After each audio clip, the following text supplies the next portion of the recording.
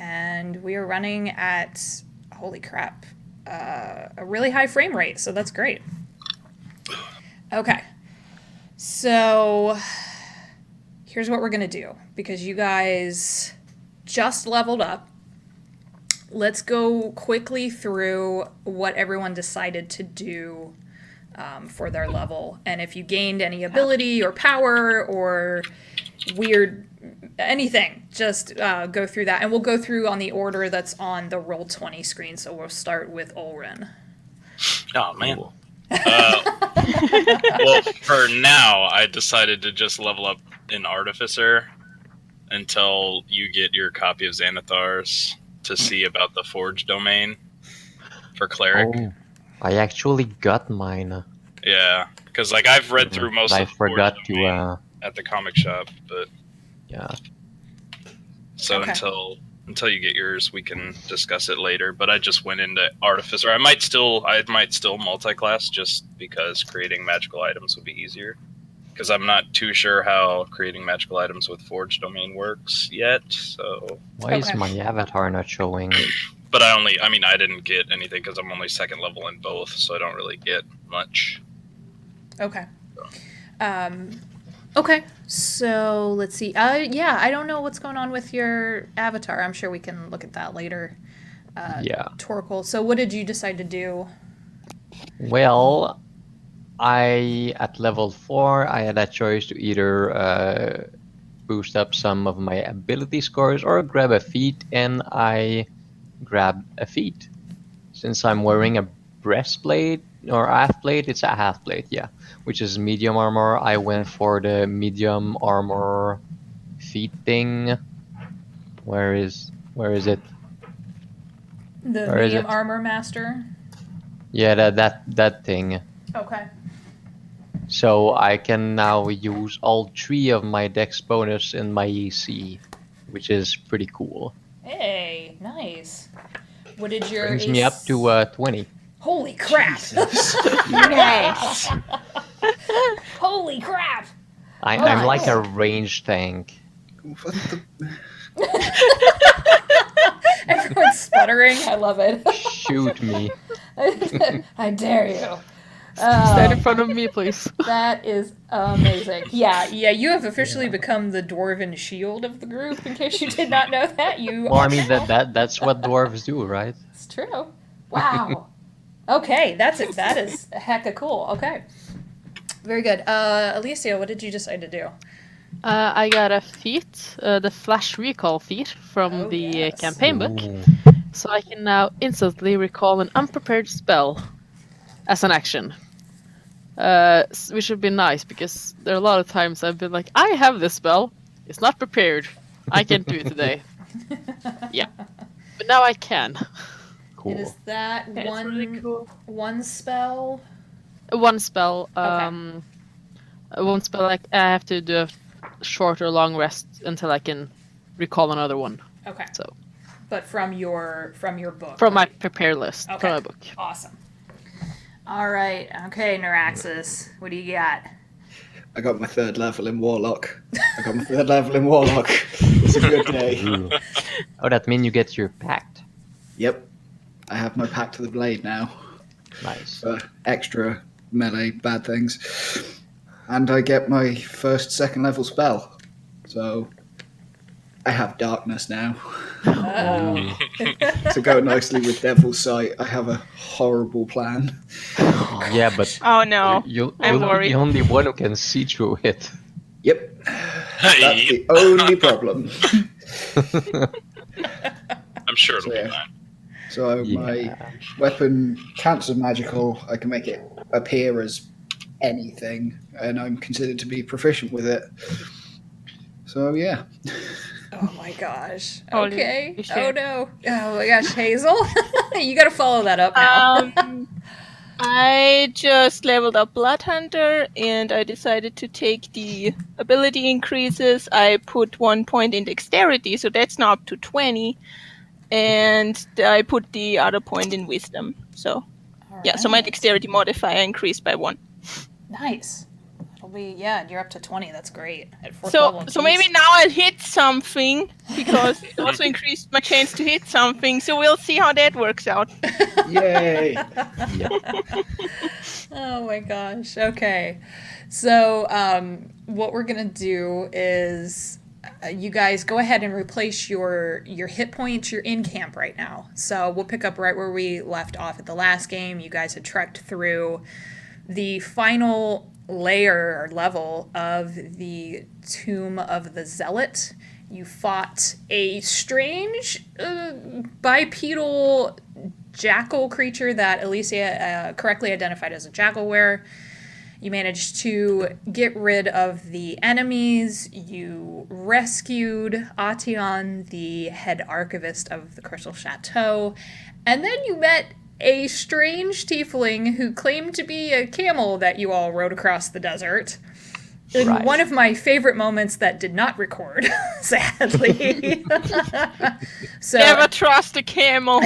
Never Yeah. trust a camel. It's a were-camel. It's a were-camel, I'm convinced. We're a camel. oh gosh. Oh, that's Nice. a horrifying visage. I don't like it.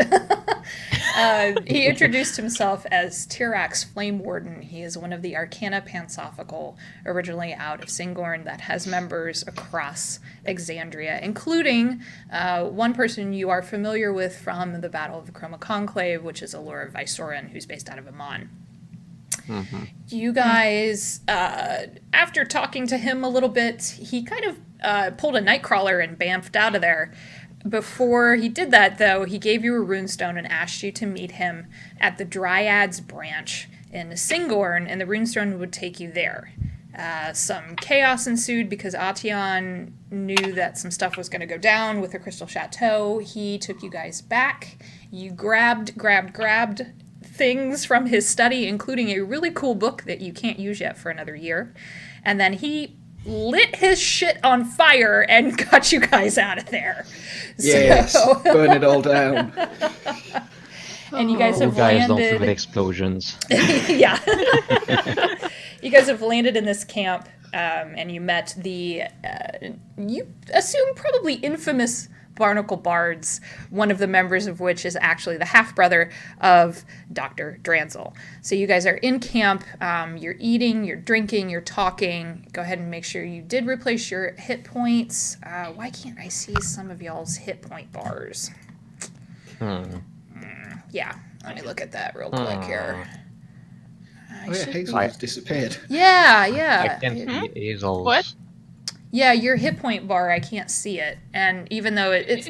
Is it okay now? I exchanged it for the new hit points that I have. I think it's roll 20, being roll 20. Oh, Because okay. I can see I have everything checked that I need to. Like, that hasn't changed, and it's roll 20, being roll 20. It's not super important right now. We can look at it later or during break when we do that. So you guys are in camp, and you are welcome to do as you will. You may want to look at the lots of things you have picked up over the last adventure, because you did pick up some really interesting and cool weapons stuff. So whoever has the inventory, you guys may want to go over that a little bit if there's anything you need to distribute, and the path in the story is yours. Right. I have something I want to do. Yeah, go right ahead. Yeah, I am a fly on the wall right now. I'm curious to see what you guys do. Yeah.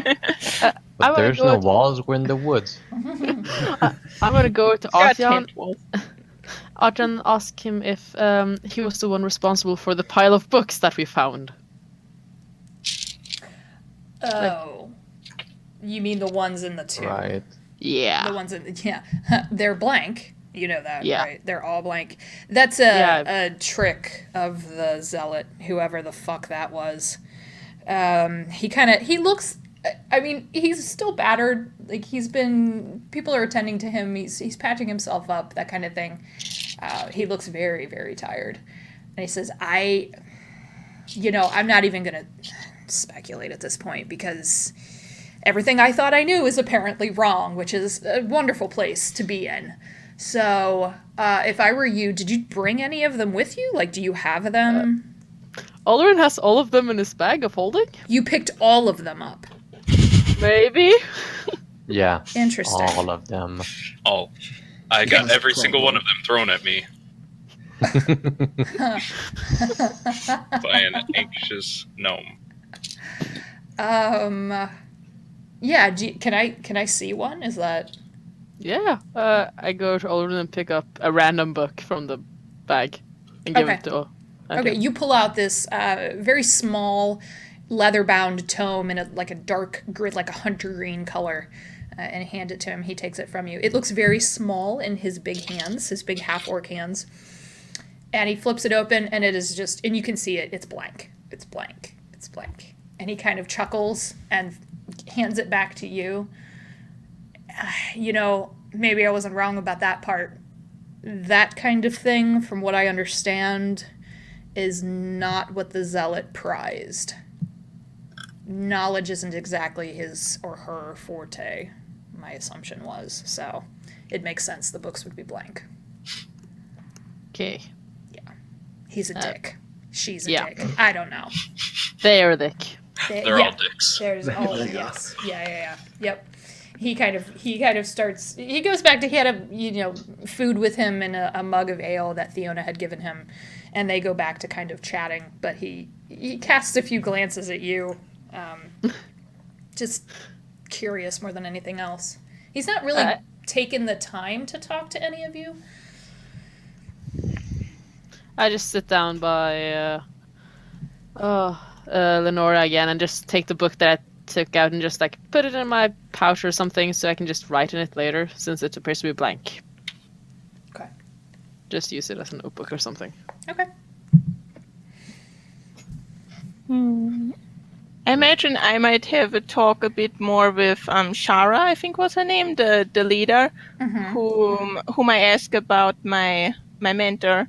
And I think she also mentioned back then that she might have met along her travels like a few other like were creatures, like werebears or something, and I might like just chat with her for a bit about that. Like, yeah, that conversation goes about how you expect. She definitely, she's certainly seen some stuff. Lets you know that. She's been out in the woods for the most of her adult life, something you're familiar with. Yeah, we can bond over that. Yeah, absolutely. And she'll tell you what she knows. I mean, she's met a few werebears. She's met a few other rare creatures who had, either passed by the Barnacle Bards at one point, or they had, like your mentor, like Camilla, they had taken them on for a little bit as part of, the more bodies the better, essentially, for this group, because it's all the more protection. Okay. Nice. Yeah. Anybody else? Gwyn had been telling you guys that story of the infamous Scanlan Shorthalt. So Right. Yeah. That's how we ended the last game. Yeah. I think. He told some crazy stories. Half of them you're not sure whether you believe or not, and now he's kind of gone off and is chatting with everybody else. He goes over to the horses and pets them. Like he's just kind of all over the place. Yeah, I'd like to ask the Dragonborn if she's come across any other survivors from Draconia on her travels, or more specifically, anyone with a similar like regimental symbol to the one that's on his pauldron. She gives you a long look. And remember, this is an older Dragonborn. You, especially Tirax, have a better sense of roughly how old she is. She's probably cresting 100 at this point. Yeah. She's battle scarred. She's seen some stuff too. And invites you to sit with her, and you guys have a little bit of a chat. She actually didn't even hear about the destruction of Draconia until several months after the Chroma Conclave had hit. She will tell you that she has not seen Draconia since she was a child. She was sent off into military training by her parents, something quite common in Draconia. Yep, I know that feeling. Mm-hmm. So you know that, and she will also tell you very keenly, don't. If I were you, I wouldn't bank your hopes on Draconia rising from the ashes. I think it's gone. If we're scattered, from my understanding. I've crossed paths with a few survivors. I've crossed paths with a few Ravenites who somehow managed to escape Voragol and all of that nonsense. You do what you will, my fellow Dragonborn, but just be wary. Yeah, the mention of like Draconia being gone and never coming back is almost abhorrent. Like his grip will physically tighten to the same weird Dragonborn equivalent of white knuckles. It's just that like stubborn refusal for it to be gone. Like I'll defer to her because of her age, and obviously their whole thing is society is in its proper place, and she's been a soldier for much longer than he has. But it's like he just will not accept that it's done. She reads that a little bit off of you, but it's not a... You can't tell if it's a conversation she just doesn't want to have, or if it's one she simply... Like, to her, this is just a dead end kind of a thing. Like, this is how it is. This is how it's done, and we move on type of a thing. Yeah.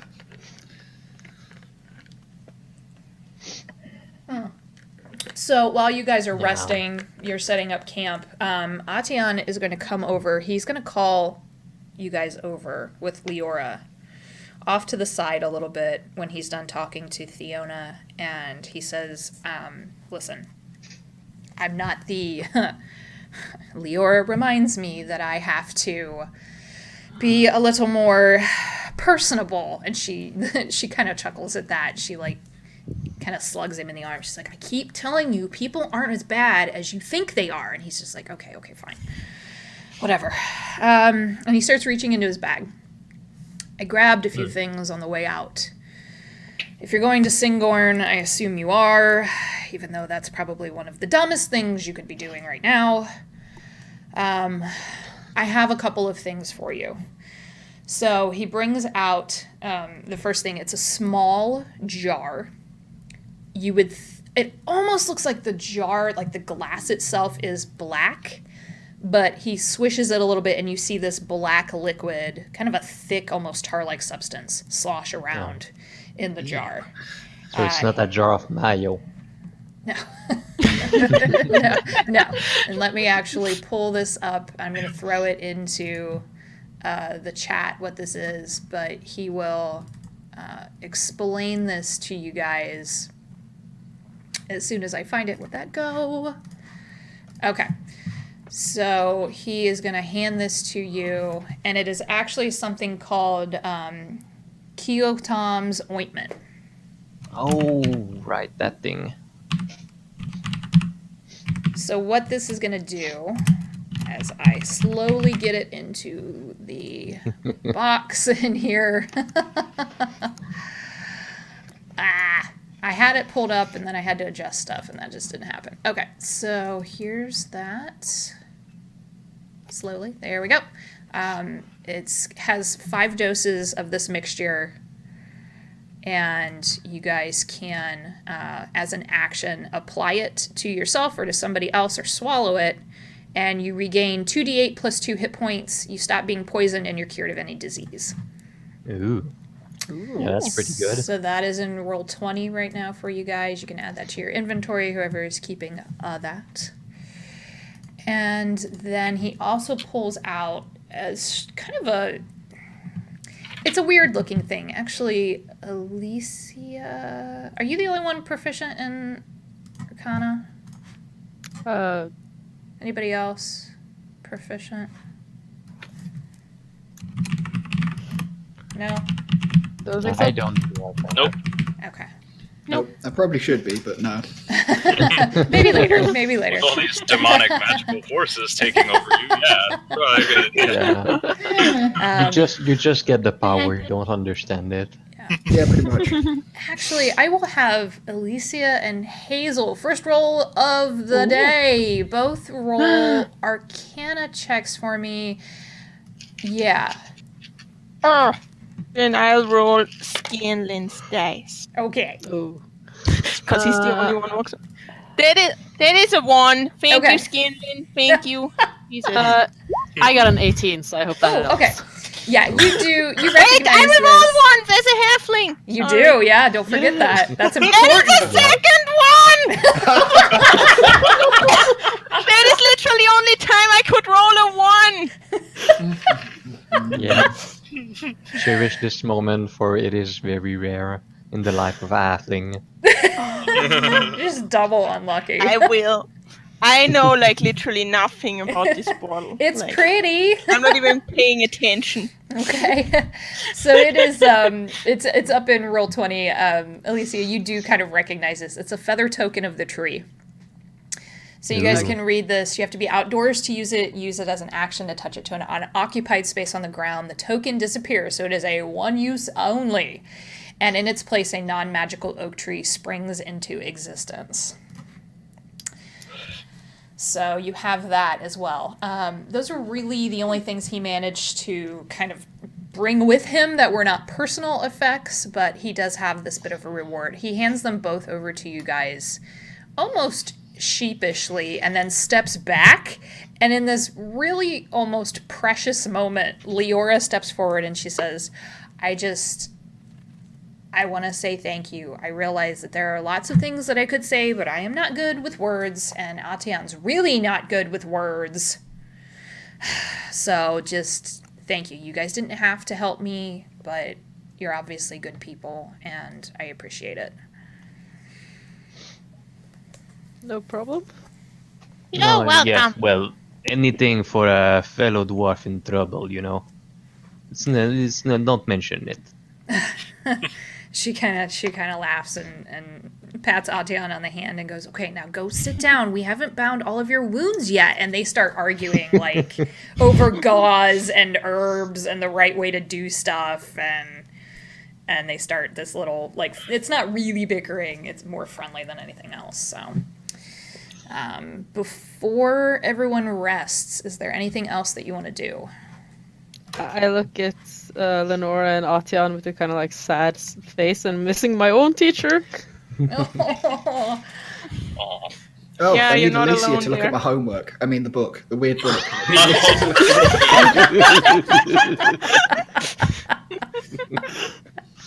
Right. The upside down book, basically. Yeah, the Shadow Book of The Nations. Shadow Book of Nations. Yes, I have to move my notes over here back to that. Yeah. 'Cause, Neuraxis is not very smart, so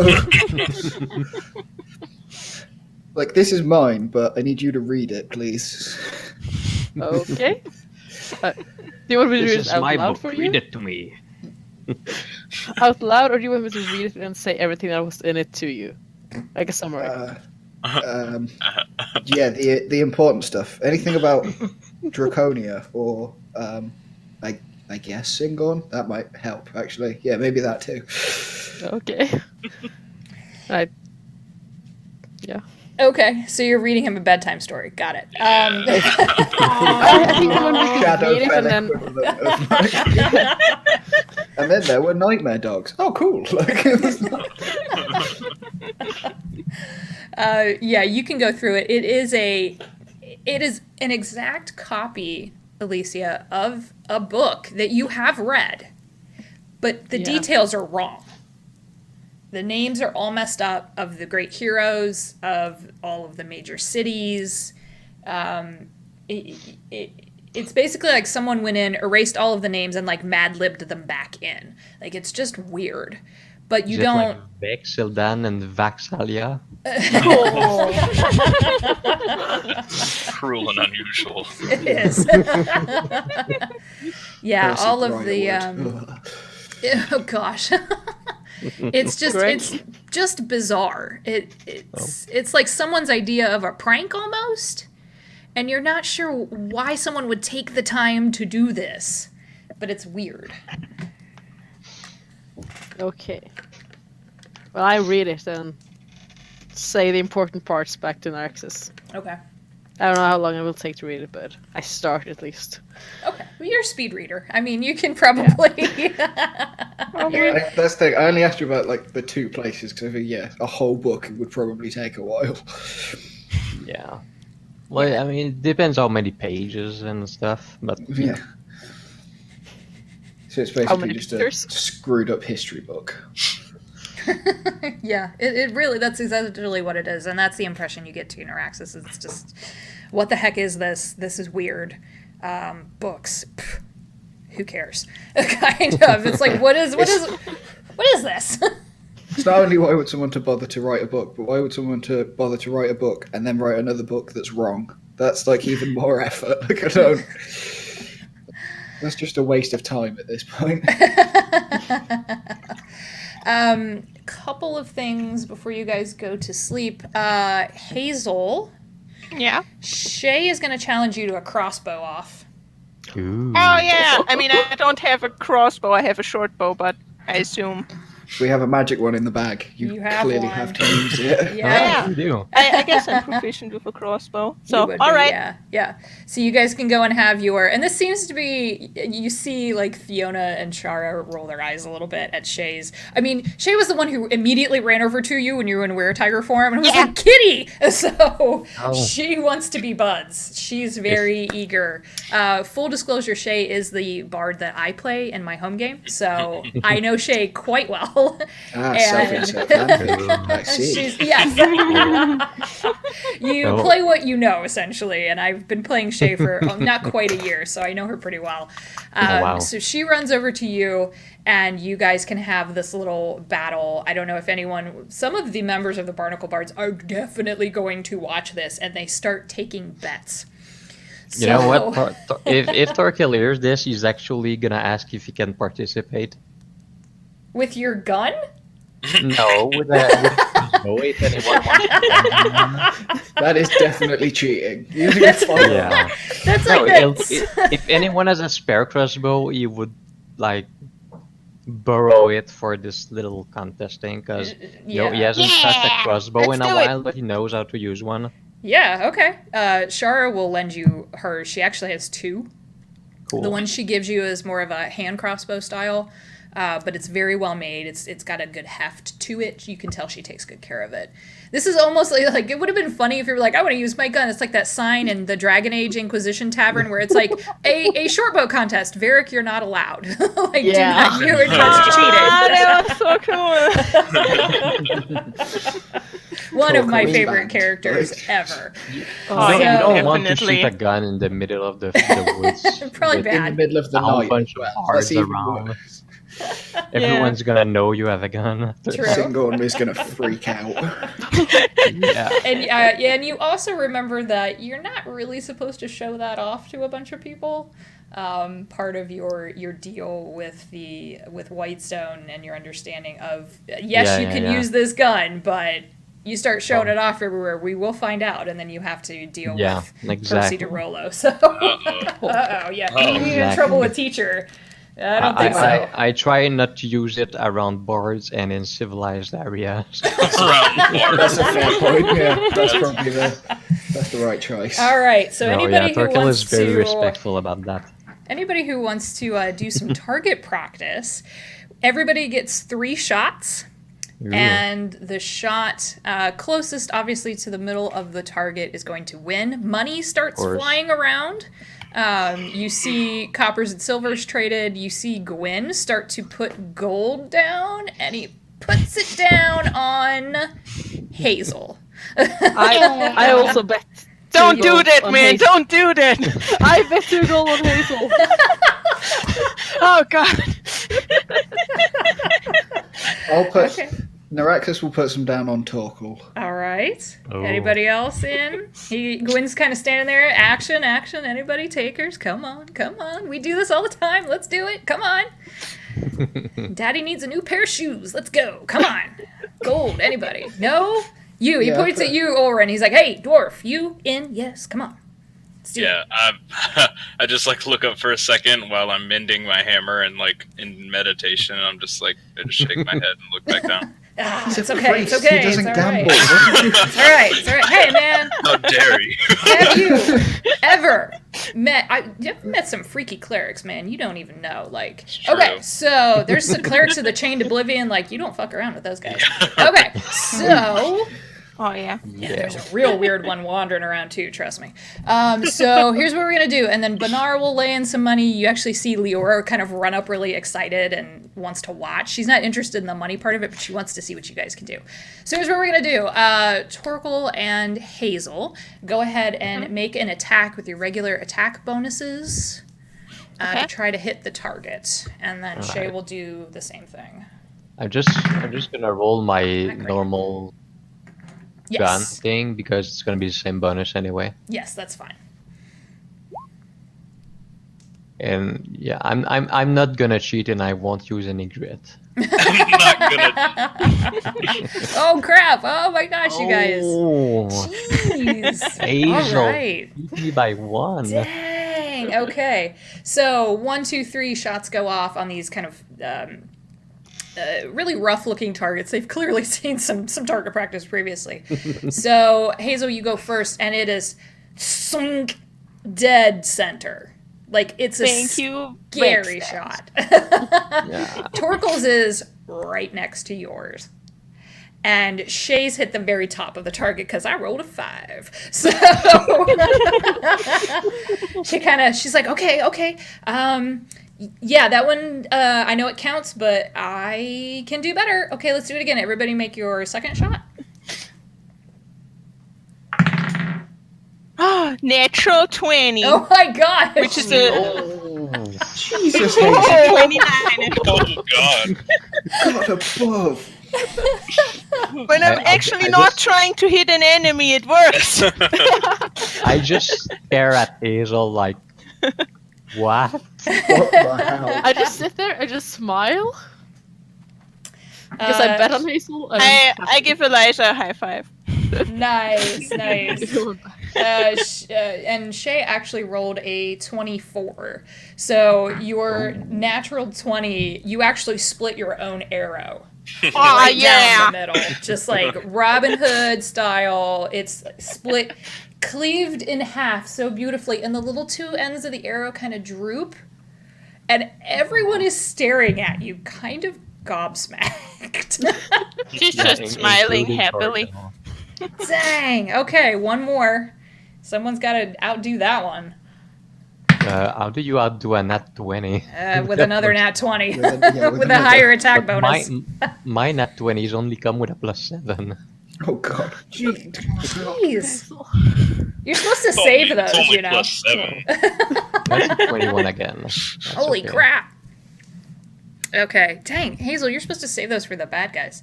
I know! Yeah, but anytime we get in a fight, she turns into a Tiger. monster and slashes their face instead. So With lightning. Yeah, that's true. Uh, Gosh. My connection was interrupted. I'm gonna Oh, reload no. that Okay, sure. page. Well, wait here. It looks like... Yeah, because it even came up a little delayed on my end. Did you say 21? Is that what you said? yeah, his has just popped Okay. up. Okay, yeah, I see get it. another 21. Okay, and Hazel 24? Yep. Okay, and Shay rolled an 18. Okay, so it's not even, like, it's not even a competition at this point. Yeah, Hazel no, just smokes you both. That arrow, she proceeds to split the arrow that she used to split the first one. And it's just done. It's just done. It's over. Gwen is... 3 of them into one another. Yeah, you actually have a neat little art piece. Like, if you pull that out of the target, you have an arrow split inside of an arrow inside of an arrow. It's really kind of interesting looking. Holy Jesus, I've used the crossbow maybe like 2 times in my life so far. The thing is, it's a +1 and you're not even attuned to it, so they'd be even worse if you were like... You would have got a 30 if you were attuned to that crossbow. God. Horrifying. Oh my gosh. Torkel is just like, yeah, maybe you should start using a crossbow instead of a bow. I like my bow. I think I'll stick to it for now. Okay, sure. No one is going to argue with you right now. Sure. Like, Whatever you want, tiny halfling who turns into a tiger who shoots arrows upon arrows. like, Gwyn is over there cracking up. He is loving every bit of this. Everyone congratulates you. Shay runs up to you and is like, okay, so wait a second. You're a were-tiger, but you shoot like that. Uh-huh. Can I do that? Sure. I mean, I'm not so sure about the were-tiger part. I don't really know how you get there. I'm sorry, but... I will find out. I'm sure if you keep trying and just really believe in yourself, then maybe... you can't now be cute and cuddly. That's not how this works. Oh. Completely terrifying, and then just believe in yourself. This is what we talked about earlier today. Oh my gosh. Huh? What's the matter, guys? And Shay's a halfling too, so you guys are having this like halfling chat that's happening in the one corner of camp, and then she starts speaking to you in halfling and just talking to you. So I just send that crossbow back to Shay, and I'm like, I don't say anything. I just stare at Hazel. Fair enough. What you guys hear with this halfling talk is you basically hear like it's just like this crazy language. Yeah. But they clearly understand each other. Did you ever see that video of two babies like trying to talk to each other? Okay, it kind of looks like that. Like it's these two very, very sweet halflings talking rapid fire in their own language, and it's just like, what the heck? It's like whiplash trying to watch it. All right, so you've had a crossbow off that Hazel clearly won. Yeah. Jeez. Okay, so anything else before you guys go to sleep? I drink. Sounds like a good plan. That's a I drink solid and finish plan. fixing my hammer. All right. Okay. Stone would like to challenge you to an arm wrestling competition, Tirax. Oh yeah. Fine. Sure. Of course you would. It's the moment of like looking at him and thinking, yeah, screw it, why not? Like, there's no. If we're doing betting again, I'm going to put money on Tirax. Okay. Same. Yeah, Gwyn will, and you can tell Gwyn's kind of the ringleader when it comes to these shenanigans. Like, he's readily handing out money. Also, Hazel, you won 3 gold pieces Oh! from your competition. Alicia, you won 2. Did anybody else bet on Hazel? I can't remember. Sorry. I think Tirax did. No, I bet on Ulrin, so I lost a gold Oh, yeah. piece. Or Torkel, yeah. Oh. Oren's like, wait, I was it like, wasn't anything. What? That was a very poor bet because I didn't play. All right, so gold's been distributed. He takes a little bit, of course, too, being the ringleader here. All right, Stone is gonna get down. He's like, we sit on the ground to do this. It's the only way. And Sure. it is the funniest thing because you actually see Ashan, the half-elven woman who'd been kind of floating around camp. She brings over this tiny wooden table. Oh boy. What? And It's like 6 Ceremonial foot 6. I'm table. pretty sure he's massive as well. yeah. It's got Stone's name carved into it. Ah, I see. Okay. And he says, it's the first thing I ever built. That table. I was 3. That explains the size. That makes a lot of sense. Yep. Yeah. And you guys see probably one of the funniest things you have ever seen with this group, which is a giant dragonborn sitting in front of an even bigger Goliath in front of a tiny table that doesn't look like it could hold one of the halflings. Yeah. And you guys put your arms up, and he looks at you and he grins. Oh, he's Come going to be real on. upset if we break this table. Come on, let's go. That's how he Sure. wins. And you He makes guys feel bad. clasp hands, and it is a pure feat, so it's a strength roll. It's just strength. Okay. Strength. Yep, strength check. Sure. 20. Ooh. 23. Oh. That's still a hell of a thing. Though. It is. So you guys are back and forth, and Stone starts to slowly move your arm down to the table. Roll again. Oh my gosh. That's not good. Yeah, that doesn't sound like a good sound. 15. He rolled a 16, and it's a +8. What? So a 24. Holy shit. Yeah. Oh, wow. Okay, His so strength you is are +8. it's a Goliath. Yeah. Holy hellfire. Goliath, man. All right, so I really wish I had Dark One's own look right now, because I would definitely use it. you are getting closer and closer to that table edge. One final roll to see if you can push him back. Oh, why isn't it rolling? Ah, there we go. 16. Yeah, he rolled a 19. Yeah. So, yeah, this DM dice is doing me good right now. Like, And he, without even any compunction, poof, slams your arm down to the table. There's like, you see the table almost bounce up off the ground from the force of the slam, but it doesn't break. And when you peel your arm out of the little crater, you notice that there are other craters on that table of varying size. yeah, I'm not hugely surprised. Like, Where he has challenged other arm wrestling foes before. yeah. Yeah, and he grins at you again. He grins at you and he laughs, and it's this again. This is a very big Goliath, and he has the most joyous laugh you've ever heard. And he just starts belly laughing, and he points at you and he goes, "Good man, good man!" And out of his pack, he pulls a flask and sets it down in front of you. We drink that, all of it. I mean, it's a flask, so. Sure. This is going to end in a drunk Tirax singing dodgy draconic soldier songs again, Nice. isn't it? Like, Oh boy. Be fine. Do you accept Oh, no, his wait, no. offer? I will do, but I've just realised that someone here will understand draconic and what I'm saying, so that's not necessarily a good thing. I'm sure it'll be fine. Okay, you get a sniff of this stuff. It is, it's potent, like you might expect.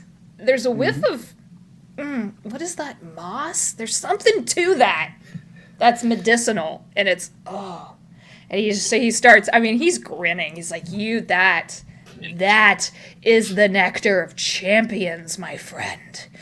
We drink that, and we stand by the fire, and we tell tales of battles, because that is what a Goliath bard does. I mean, sure. That I'm makes resistant to sense. poison. How bad can alcohol really be? Let's do It this. hasn't killed me. Let's do it. Come on. Okay, so you get a drink of this stuff. Are you familiar with how gin tastes? Yes. Okay. It is the worst gin you've ever drank. Oh, God. It's extremely And it strong. smells like moss. And it smells like moss. Yeah. And it This is awesome. burns. It burns so bad going down. You kind of make Constitution saving throw. Sure. Okay. Thank God for poison resistance. 13. Okay. It's not a super high DC. It's your first sip. It'll get worse as it goes. So you get a drink of this. He takes it from you. He throws some back, hands it back to you, and you guys are now just drink. If you continue, make another Constitution saving throw. Sure. Okay, DC's higher this time. I just realised I wasn't rolling myself. Oh, snap. There we go. Yeah. Those are Okay. higher as well. That's Yeah, good. You're good. Okay. Yeah, DC was a little bit higher, but not quite that high. So it burned, and now there's a pleasant numbness almost. You That's don't better. feel it going. Yeah. You feel a little warmer. I mean, the fire. You look at the fire, and it starts to almost dance in your vision. And he slaps you on the back of the shoulder, and he goes, "You feel it now, don't ya?" And he launches into this kind of rolling. It's almost like the singing sounds like if a bunch of trees fell over almost. It's just this cacophony of sound as he sings in the deepest bass you've ever heard in your life. And it's a battle song. It's a Goliath battle song that I will not sing for you because one, I don't know one, and two, there's no way. But you get the chorus repeats itself. So you start to pick it up, and then you start joining him. And a couple of the other bards start joining him, and you see dancing happening. Leora grabs you, Alicia, and starts spinning you off into this crazy dance. Yulvan, the tiefling who does not speak, actually grabs Shara, and they start dancing around. Ulrin, you get basically swept to your feet by Fiona. She just doesn't care whether you don't like it or not.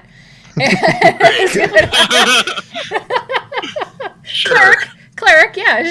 It's joyous. There's something joyous about it. Ashan tries to grab Torkel. I don't know whether you're going to accept that or not, but...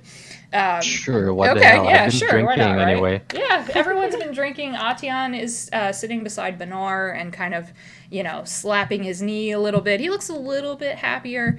Everyone is moving around. Gwen grabs Hazel, basically just hefts her up off the ground and starts... Just airborne. Kind of, yeah, a little bit. And there's a lot happening here. I need you to make one more Constitution saving throw, Tirax. Sure. Save. I want the actual save. That's better. Oh, jeez. Oh, no. Ooh. I mean, did you count this as poison or not? No, it's not poison. It's just really strong. It's really I don't count alcohol as poison either, but it was worth asking. Yeah. Oh, sure. Yeah. If it were a different kind of alcohol, like if you were trying to drink sand keg, we might have a different kind of issue. What did you roll? Yeah. What was the final? 6. Okay. Yeah. All right. Okay. So, you feel it now. You have joined Stone happily in this crazy song about fighting mountains and throwing goats and goat ball and all of these things that are happening. Throwing goats. Wait, which wall? one is Ashana? I'm sorry? Which one is Ashana on the map? Oh, she is hold on, let me get my it's the redheaded one? yeah, over by Atian. This one? Yeah, my thing is not working There. for some reason. There we go. Hey. dancing. That's much better. Okay, you're dancing. There we go. All of this is going on in Tirax as your vision starts to blur, but it's all good. And then you wake up several hours later. On the ground.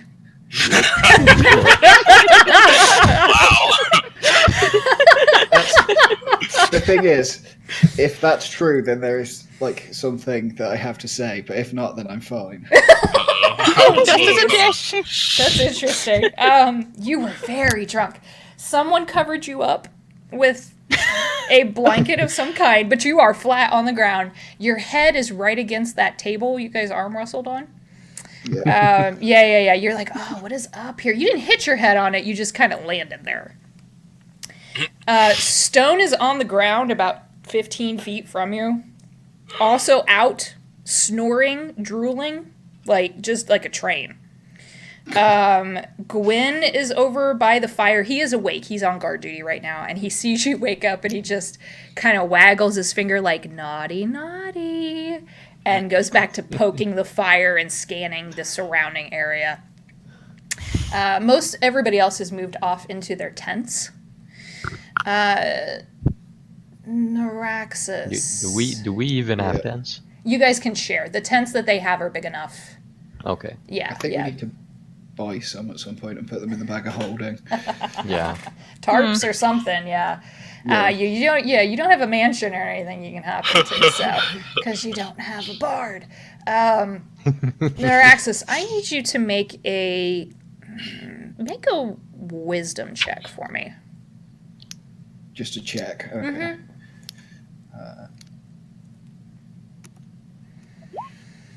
Eight. Okay. now granted, you are still pretty drunk. Oh, yeah. Because that stuff's strong. You're not into hangover territory yet, but you know it's gonna suck.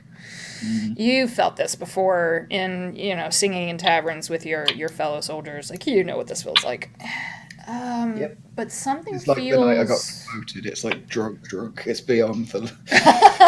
Yeah, this is super drunk. It's like, yeah. The darkness feels a little more oppressive for some reason. And you start looking around. It's not like there's something going to come out of the trees. You don't get that sense. You feel it more like a creeping on the inside of your brain. It's like the automatic reaction is like touch his head. Like, even knowing that won't do anything, it's like, did I hit my head on the table? Like, is that what's up?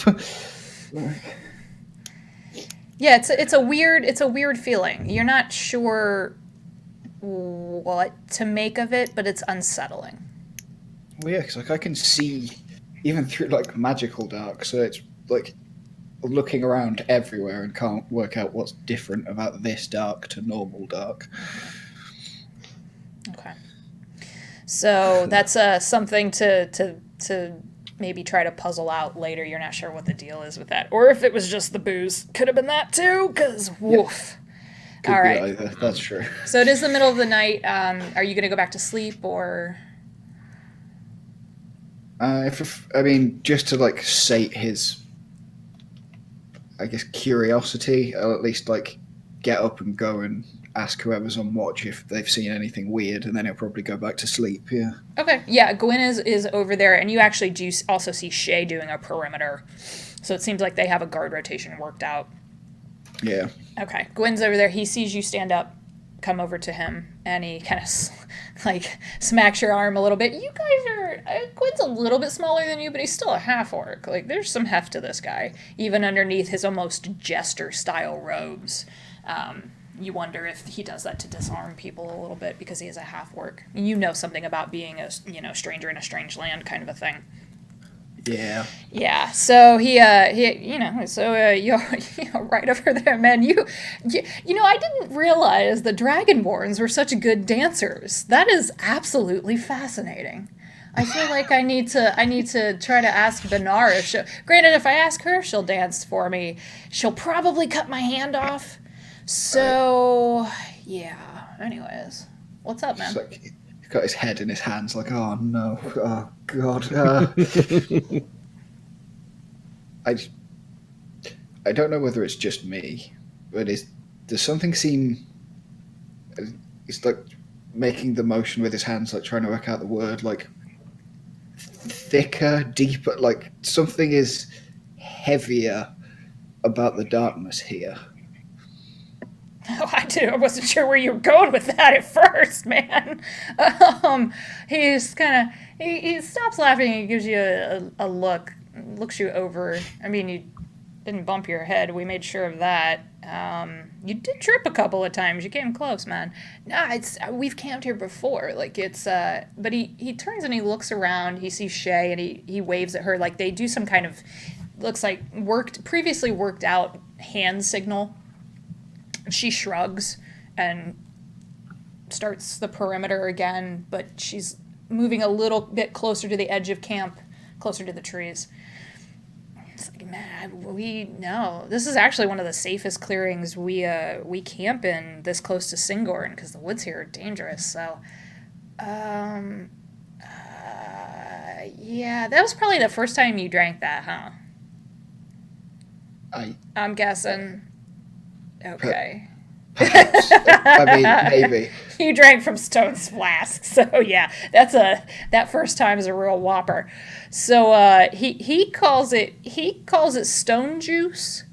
I don't really know what's in it, other than he makes it himself. Oh god. Oh. So if you feel funny, more than just, I got real drunk and sang and danced around and like tried to kiss a bunch of people because you did that. Oh no. I'm fucking with you, man. You did dance around and sing a bunch. You didn't try to make out with anybody. It's like I'm the fucking with you. heaviest song. Like, No, you're good. I mean, like, unless you're prone to that, I can weave you that story if you want. Like, I can tell you who you tried to get down with. That's cool, man. Whatever. Yeah, it's the stone juice, he makes it himself. Like, you're probably going to feel a little more than just drunk. So, the first time I drank it, I had nightmares for a week. So, I don't drink it because it's, like, yeah.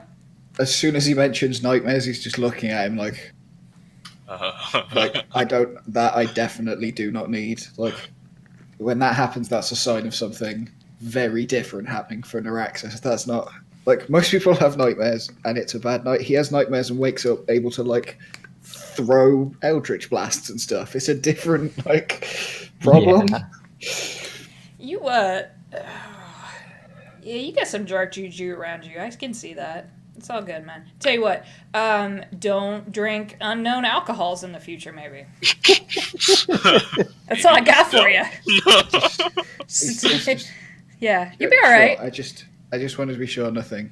No, we're good. The worst we've seen tonight, there were a couple of hungry badgers that came over here, and then they saw the fire and they scurried off. But Shay can talk to them, so, you know. Okay. Yeah, she does this, like, speak with animals thing. She does, I don't know. Little critters and her are, like, buddies. Oh, it's not just badgers. Okay, no. No. It's not like she's got a badger familiar or something. No. She talks to squirrels and stuff, yeah. We met a guy that was a camel, and Hazel is a tiger. I didn't know if that's just a thing. Wait, no. You sit your dragonborn ass down and you tell me that story, because that is some shit right there. So yeah, he'll like sit and chat, and then eventually he'll go and like, curl up in a very tight ball and Gwyn is pray. Gwyn is so entertained. He's absolutely almost crying laughing at the camel is not a camel, but it's a Hubert, but it's a tiefling, the whole thing. Like, he's lost it. Shay actually has to come over and she kind of cuffs him upside the head, like, man, shut up. Like, don't be so loud, people are sleeping. All right. Especially because he says it with like an edge of confusion because some things still aren't quite clear. So it's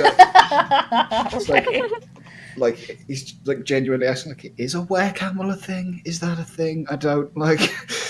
Also, he's probably still drunk, so he's talking like a drunk person. Yeah, there's the like slow depth to everything. Now, you know the most important detail is, what kind of drunk are you? Are you a lover? Are you a fighter? Are you a, hey, come here, I love you guys. Come here. Like, hey. Because there were a lot of people who get like that. He's a confuser. Yeah. Yeah, I think it depends. Like, obviously right now we survived and we escaped, and it's like everything has been like happy and celebratory. But if someone was to like ask him about Draconia, or if someone had been hurt or it was a bad day, it's like the really somber, like sad drunk that no one wants to hang out with. It's like it goes the other way. Oh no. Okay. All right. So before you go to sleep, you do see guard rotations change, and Shara and Yovan come out and take that rotation up. The night passes uneventfully, and you guys wake up as you hear birds singing as dawn approaches pretty rapidly, and the entire clearing changes. I do not have that map for you, so please use your imaginations, as you've been doing so well. That the clearing starts to light up. You smell food being cooked. You smell tea and coffee, and everyone is starting to bustle around in camp. And you do notice that they are packing up. Sweet, sweet, life-giving coffee. You okay over there, Naraxis? Yep. Mm-hmm, yep. Like You seem a bit wobbly. Cricking his neck from like sleeping with his head on the table and like rolling his shoulder. Like he has to prestidigitate some mud to get it out of the like deep bits of his scales from where he rolled in it. Like. All right. Well, that's what happens when you get drunk in the woods with a Goliath. He makes his own liquor. Lesson learned. Stone doesn't seem to be any worse for wear. He gets right up. He checks on everybody, starts making food. and they are packing up their camp. Fiona will come over to all of you and talk to Atian and Leora as well and say, well, we are headed actually north, away from Syngorn. We don't tend to go there. Most of the time they don't even let us in. We've gotten in a few times, but if that's where you're headed, just be careful. It's not the most welcoming to people who are not elves. Yeah. But just be aware. Just because it's Syngorn, everyone thinks, oh, Syngorn, yeah, they're snotty, they're this, that, and the other thing, but that doesn't mean that there aren't dangers there. It's just like any other city in that aspect. So just be on your guard. Noted. Also, we're all not elves, so yeah. Yeah. She's a little concerned for all of you, but there's nothing really she can do at this point. Atian and Leora come over to the rest of you, and he says, we are going to part ways with all of you. My friend is in Amon. She will take us in. I don't know what we're going to do, but Leora has told me that we might be able to assist with anything on the end of the Cobalt Reserve or anything that we could do to get them up and running again after the Conclave. I am an archivist. It is the only thing that I know. So he's very bad at goodbyes. You could just tell he doesn't have words. He's not really, this is not how he operates. And Leora instead will say, I can't thank you guys enough. And if you're in Amon, please come find us. If you ask around for Ilya, we'll be with her. Tirax will kneel down. He proffers the dagger in one hand, waiting for look. And then opens the other hand, and it's got 5 gold. And she says, "Look after your master." It's pats her on the head. Yeah. Is that the dagger you gave me before? He just winks. She. Good luck, you two. Miles really quickly and puts everything in her pockets and tries to do it without Atian seeing her doing it, just shoving it aside, and kind of pats your hand and. Okay, we're gonna go. If you're in Amon, please find us. Bye. Okay, and if you're ever in Western, check me out. I might be there. Okay, we'll do that. And you do still have, Alicia, you have that scroll from him? Okay. It is a communication scroll. It basically acts like message. Yeah. It's you can tell it's one of his own crafting. It's got a little tweak to it that will allow you guys to basically write back and forth short messages. You can use it twice a day. Yeah. Cool. Wow. Torkel will refer them to his uncle's shop where he apprenticed for a while in Iman. If it's still standing or if it's not, well, whatever. That's good. We will probably need all the friends we can find. I don't know what the chateau is going to do. I don't know if they're even going to care, but I doubt this is the last I'll hear of them. It's so dramatic, but yeah. My guess would be they're going to try to at least come back and claim some of their property, because everything I have on me isn't necessarily all mine. So, Leora, just a thought. You might want to warn T-Boy. I don't remember his name. Sael? Wait, why would he need to be? He's just a waiter. Oh, if I was looking for you, the first place I'd look is your friends. Just a warning. I didn't even think about that. She, her face just crumples all at once. She just, physically almost retreats into herself. It's oh, no, I'm sure everything's fine. It's, oh, God. I broke the dwarf. Oh, no. And so she... There you go and worry there again. Good job. I hit Tirax in the leg because that's what I can reach. So she and Atian are actually going to teleport out. You see her frantically scribbling on paper as they poof disappear into vapor, essentially, and they're gone. Fiona just kind of shakes her head. She's like, oh my god, every time he shows up, he brings trouble with him. Good grief. They will also say their goodbyes. They are headed north. Syngorn, she will point you in the right direction. You are roughly a half a day's walk out. Walk. Where's that rune? Let's do this. I got it. I would just... Whoever gave you that, just know that you're teleporting into the middle of the Elven city in Exandria. The Verdant... You know what? She kind of like pats you guys on the back. You guys do you, but I don't want to hear that you guys got thrown into jail. So just be careful. If we do, you're probably not gonna hear about it. Yeah. Unless you ask, you know. Point. That's a good point. I mean, she has a good point. Can't we just, like, walk into the city and ask nicely if they'll let us in? Sure. Maybe? And if But not, then we'll how just do we teleport it. find the guy? How do we That's find the true, yeah. place? This takes us directly to him, so this is probably the safer. No. All right. It's not like we need a wristband to be like, oh yeah, they've been checked at the gate to get into Syngorn. I've never been to Syngorn. I've never been to any big city anyway, so I'm excited. Okay. Is that what you guys... Is that the plan? I guess, Use yeah. the runestone? Okay. Yeah. All right, so the Barnacle Bards will bid you guys adieu, and they will pack up and head off. Fiona does give you guys what they can spare for, rations and water. She also will hand you guys 2 regular healing potions. Ooh. Nice. She makes them. That's what she does as kind of the group healer. So she has that on hand she can spare. You guys have those now. It's a 2d4 plus 2.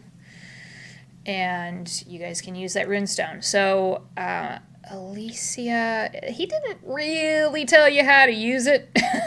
No. He kind of gave it to you and was like, well, be with you, and here you We'll go. figure it out. Yeah, so Step close. Yeah. I'm going to have you make just a basic Arcana check. Figure it out.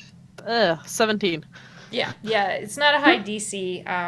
It's pretty potent magic, and as you focus on it, and you guys are all kind of standing in this circle, you focus on it, and then all of a sudden it starts to glow, and it's a gentle bluish glow at first, and then it immediately flares up. Everybody's vision whites out, and then you have suddenly landed in a place that looks very different than you just were. Ooh. Ooh. Yeah. Ooh. So I'm going to move you guys over from the previous map. There's Let a me do- roof. Let me do that real quick here. That's a big difference. Indoors, that's, first problem. Let me move you guys over here real quick onto the new map. And you have indeed landed outside of what looks to be a tavern. There is an emblem on the door. It looks like a branch that's on fire. No sign. It's just there. I think that's where he said. What did he call it? Dryad's branch. Dryad's branch. So, Dryad's branch. Yeah, that's the one. Well, whatever the name is, he said we would be teleported right there. So this must be it. Yeah, it clearly worked. Alicia, the latent magic in the inside. stone is gone. Okay. It's just a stone now. Yeah. You move inside. Okay, yeah, you guys can move yourselves in if you want to. I don't know why there's a tree in the middle of my tavern, but apparently there is.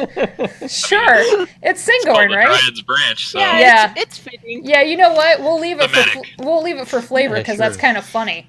I don't know how that got there, but must have been a weird copy paste error. Okay, well that happened. Guys, they have trees in their taverns.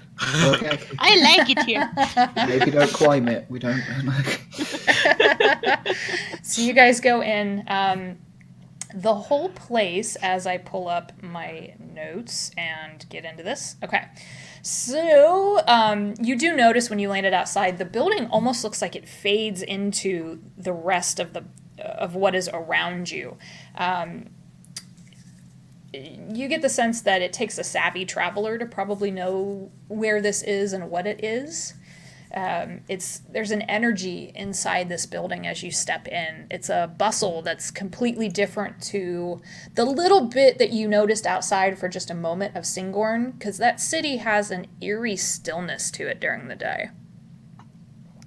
I want all of you to roll history checks for me. Elves. Tricksy elves. Wait. History. Dude, I'm so good at history on elf stuff. 21. Yeah. Okay. 3. Okay. Dude, you Fair want enough. a disadvantage on this because it's elf. Oh. Oh! Jesus. Ooh. How No. the hell did I do? Woo! Is that Okay. Well, you know that thing about knowing as much as you can about your enemy? Yep.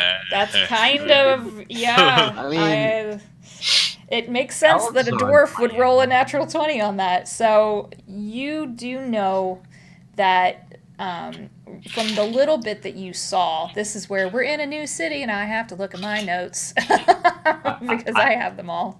Whatever I heard, I probably overheard this from Vex or something because, I mean, I don't see how else I would know anything about Syngorn.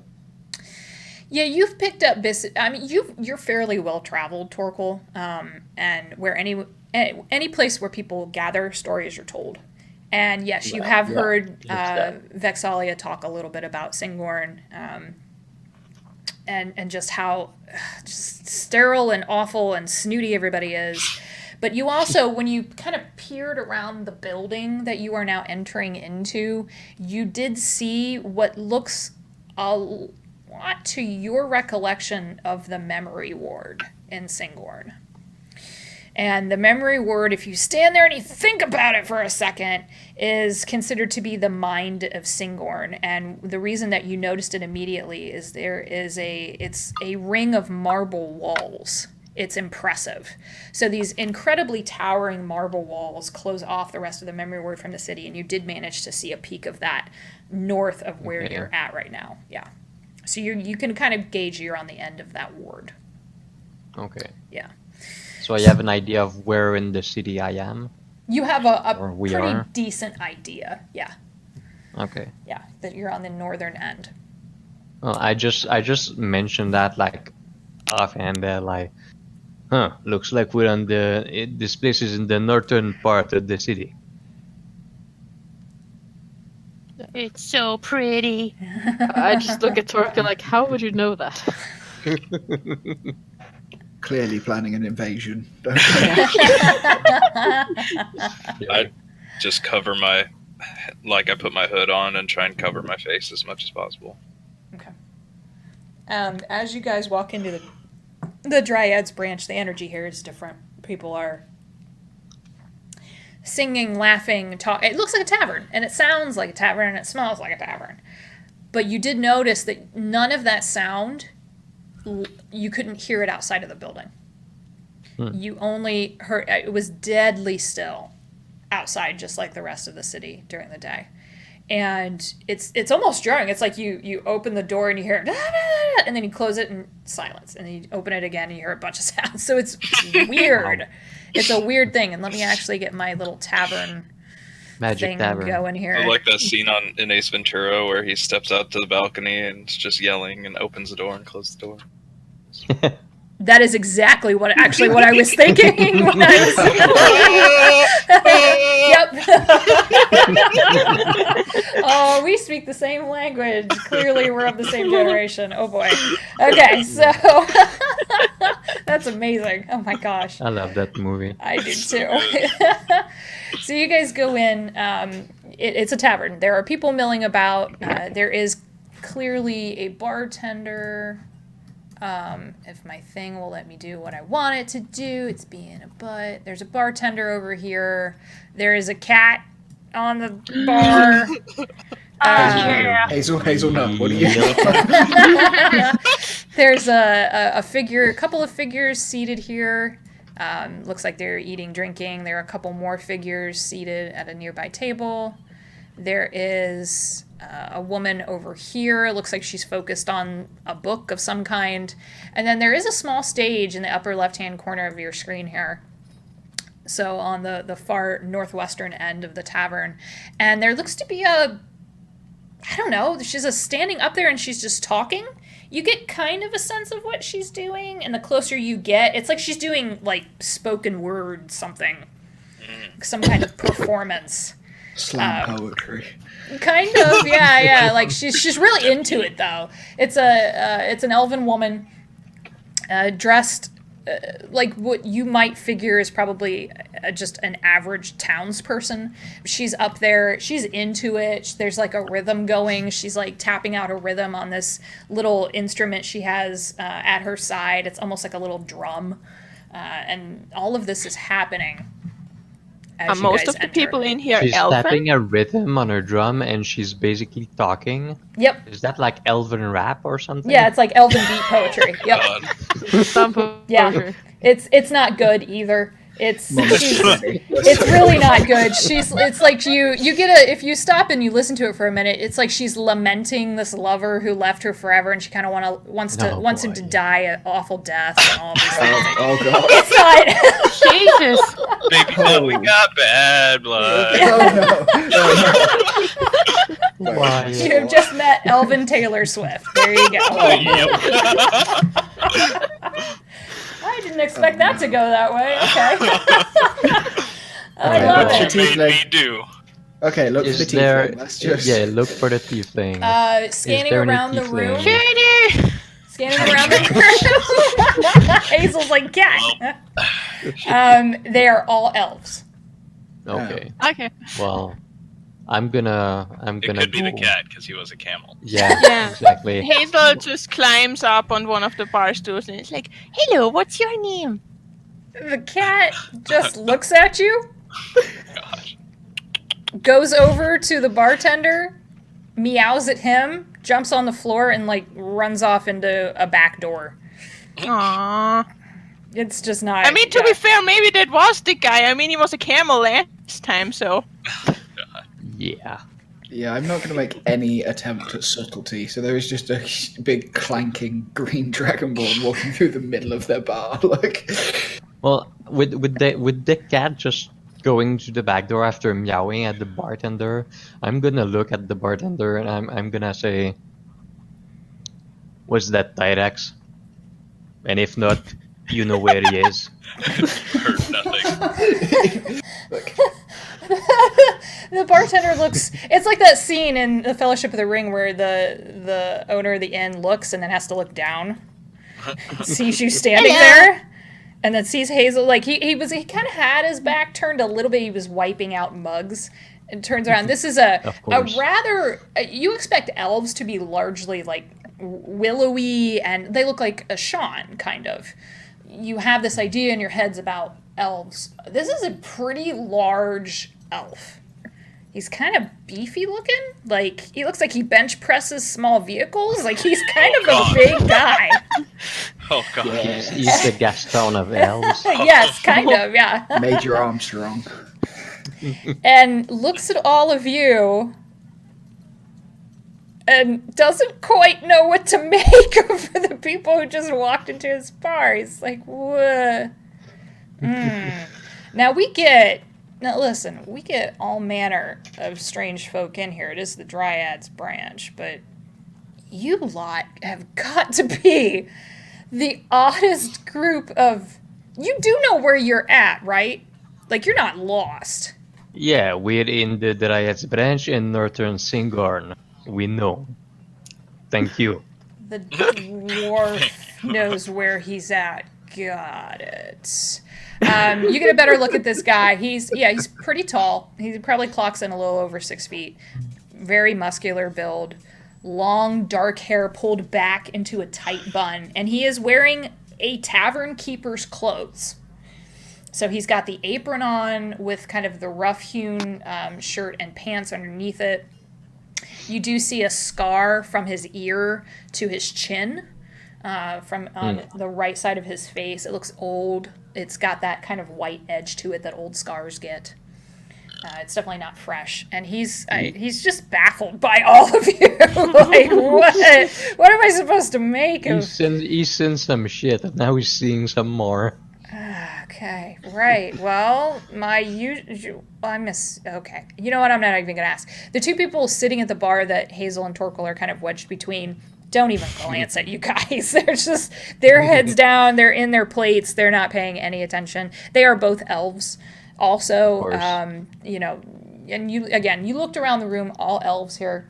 We're the only not elves in the place. And he's like, okay, Can we just waltz in like normal? Yep. I love that you guys were like, yeah, screw it. I was just interested in the cat. The cat is gone, sadly. I'm sorry. I know. I'm assuming you're gonna want drinks. Sure. Drinks. Do you have strawberry juice? Friend. Hazel.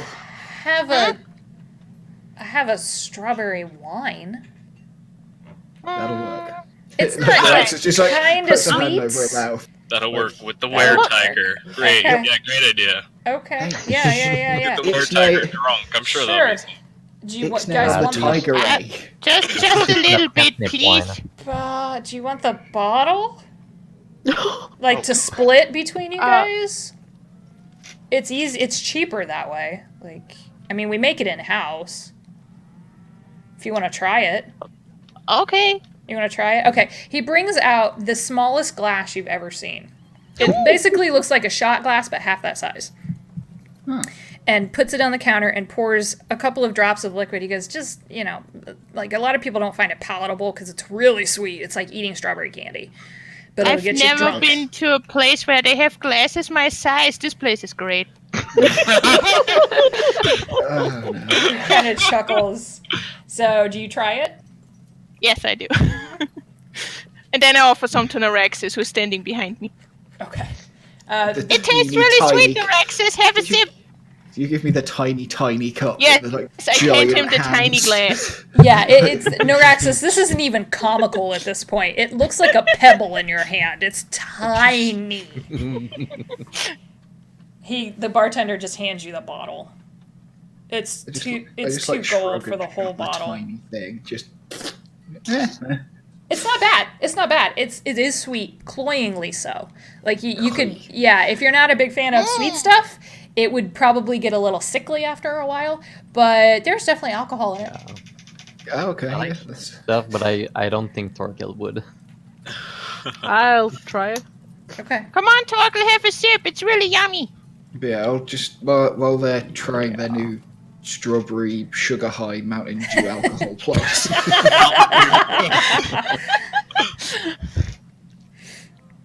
In an attempt to be discreet, I'll put I don't know. I'm guessing the wine wasn't a gold piece worth, but I'll put a gold piece on the bar and slide it towards him and then ask him we're looking for a tiefling. He told us to meet him at the Dryad's branch. Oh, you're looking for Tirax. Yeah. Yeah. This is his haunt. So you're buddies with him? That's good. Yeah. You guys really should wander around Syngorn by yourselves. Okay. That's why we're looking for him. Yeah. Didn't exactly, but yeah. Don't. This is not a city you go by yourselves. Timing is perfect because he does arrive. We came Oh, good. straight here, no wandering at all. Yeah, he does arrive. You do see your new tiefling, dark blue-skinned tiefling friend come in, sees all of you, starts chuckling a little bit, and waves at the bartender, and he goes, hey, really, Falon, it's okay. There's... Please don't tell me you got him drunk already.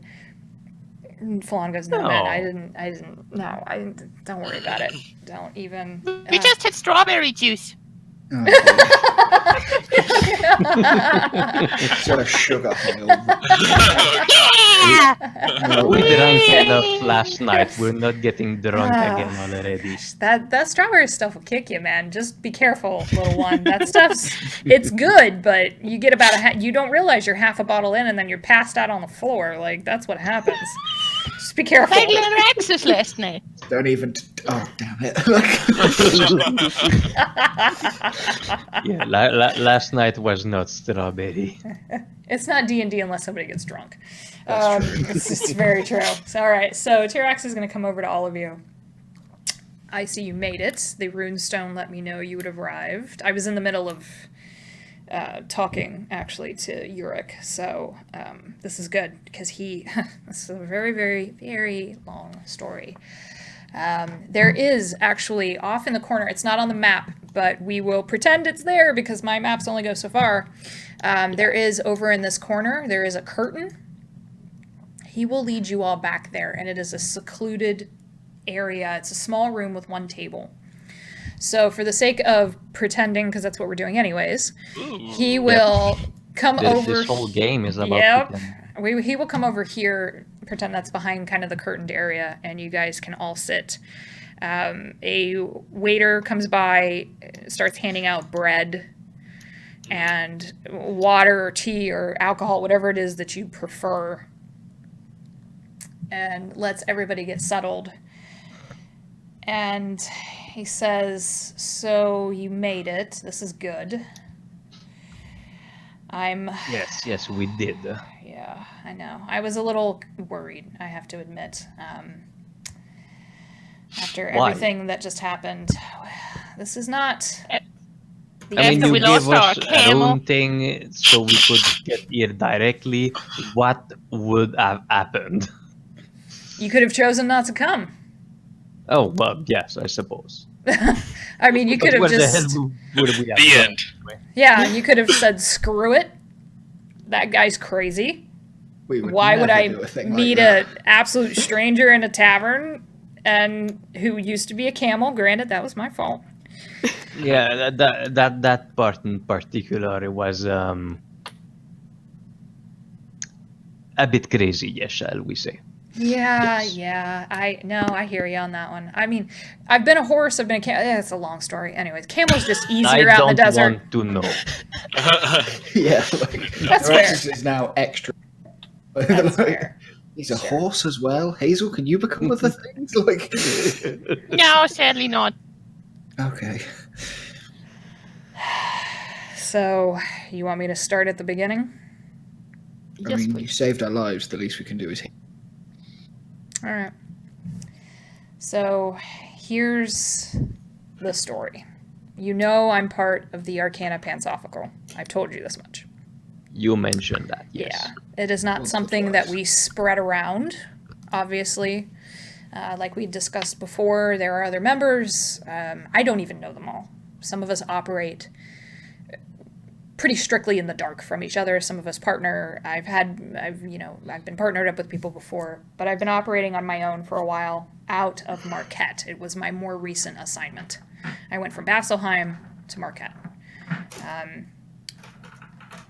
I was supposed to be looking into why the Yuan-Tis had suddenly heightened their activity, right?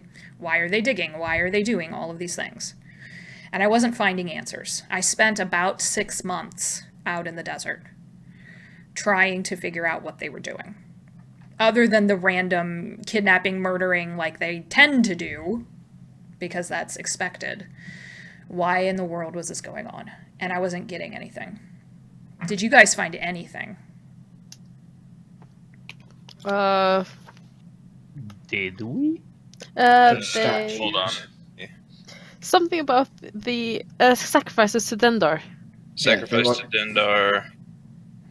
They were trying to find powerful magic objects in the tomb Yeah. to try and wake up or bring back or whatever it is you do to a sleepy god. Yeah, that had been my conclusion as well. Granted, you understand Dendar does not exist.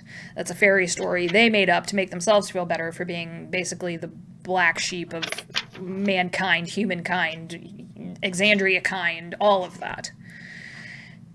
She doesn't exist. It's not a thing. But they are constantly after power because Dendar is the queen of nightmares. The story goes that if you feed her nightmares, she will eventually gain enough power, she will awaken and swallow the world.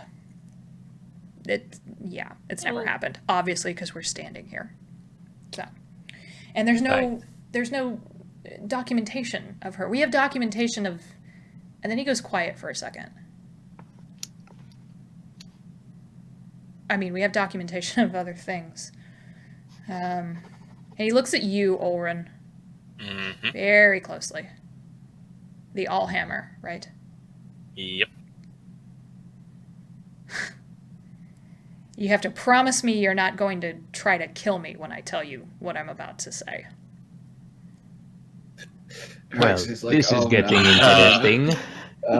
Well, is it going to insult my god? No, Alright. but it might sound as crazy of a fairy story as Dendar. Alright. So, here's what happened. When I first joined the Arcana, I was not the most straight-laced of people. You understand? I wasn't always a good guy. You were a camel for a while. I facepalm. Yurik took me in and gave me a second chance. All right, we'll leave it there. Maybe I'll tell that story later. So when I started working for the Arcana, he informed me that their main goal was to make sure that magic was used wisely. It wasn't misused. It wasn't used in a way that would harm other people. And of course, there are always people using magic in ways that we don't necessarily approve of. So it was my job to start working on some of these groups that had other intentions. So I did some small jobs here and there. And then I came back to Syngorn, and Yurik wasn't available, so I sat in the memory ward, the place where you guys are close to now. Probably none of you are elves, so the memory ward's a weird place. And you can learn things there. You can learn strange bits of knowledge. You can learn history. You can do all of these things. And I left there wondering if I was still on the right path. When I finally got a chance to talk to Yurik about my next assignment, he actually didn't send me on a job. He sent me to the spires that have been created, the spires of Yurik. What a goofy thing to do, to name something after yourselves. And I learned something. If you spend time in the spires and in the memory ward, and you meditate and you relieve yourself of all burdens, I was given a name. It's Sylvanus.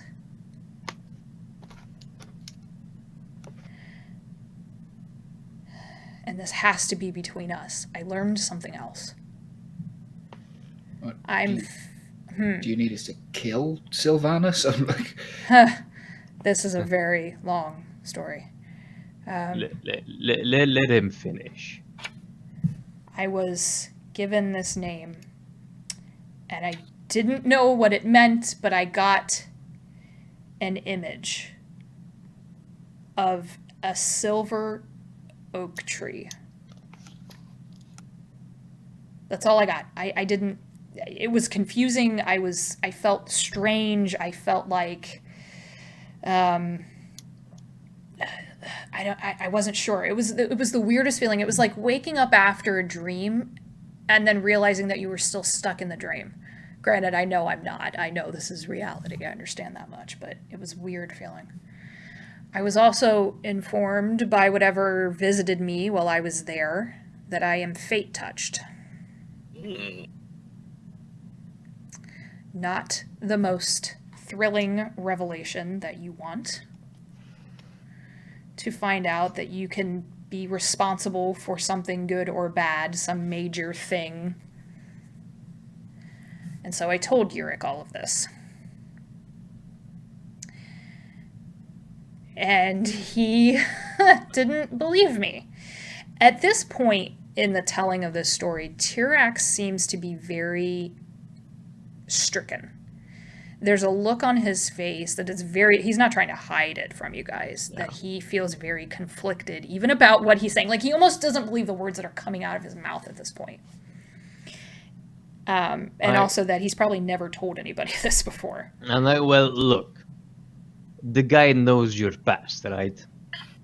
Yurik? So, and this seems like all very important. And I don't know him, I barely know you, I don't know what he would think. But it seems to me like since he knows you, maybe he has trouble believing that. Now we know you are some sort of a secret mage agent type who likes to be a camel. That's it. So I can't say if I believe you or not. But I can say that I have no clue why else you would be telling us this. So, go on. You guys were the only ones who ran across the very evidence that I had been seeing. So I have been trying to... This is very complicated. You don't need to know absolutely everything that I've done over the last 2 years since this happened to me. But essentially, I went to Yurik with this name. He didn't understand what I was talking about. He didn't believe me. And so I started digging. And I eventually wound up in... So there's this... You know that Syngorn was transported into the Feywild during the attack of the Chroma Conclave. Like, that's pretty well known. You guys do all know that. Yeah, you have a general knowledge of what happened during that time. When Syngorn came back, the Fey had gotten a little... attached to it. There's a manor house on the other side of the city. We call it the Fey Menace, or the elves call it the Fey Menace. The Fey call it Artigan's Lodge. Based off of, apparently, the Archfey, who thought it would be funny. You can't get into it. I tried. But it's there. I tried. I did manage to get into the Feywild, to try to find Sylvanas. It made sense to me that a magical tree, would probably be in the Feywild. I talked to Artigan. Not something I recommend, by the way. That's a tricky son of a bitch. He's Fey. Yeah, he's an archfey. He's somebody you don't fuck around with. This is why I asked if the dwarf priest wouldn't chop my head off, hopefully. I mean, he has a hammer, so less chopping. Well, very good point. This is true. What that archfey told me is that Sylvanas used to exist. Used to exist. Used to. What Okay. What, he died?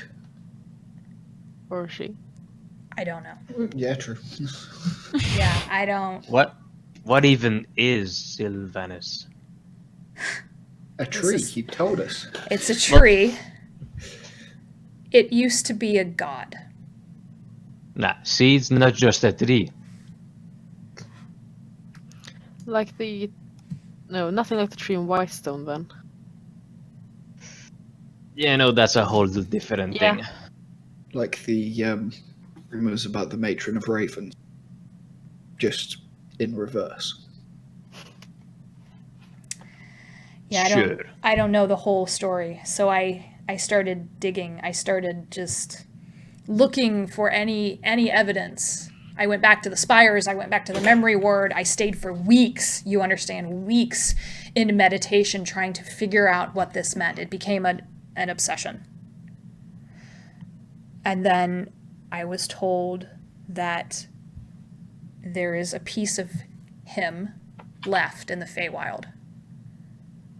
And I've been trying to get back there ever since.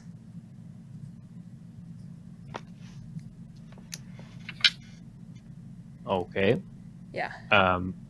And what does this have to do with us? Because you ran across the only other evidence of magic misuse, cult activity, and what could be evidence of a dead god. But those were snake. It had nothing to do with trees or fae. I think it's tied together.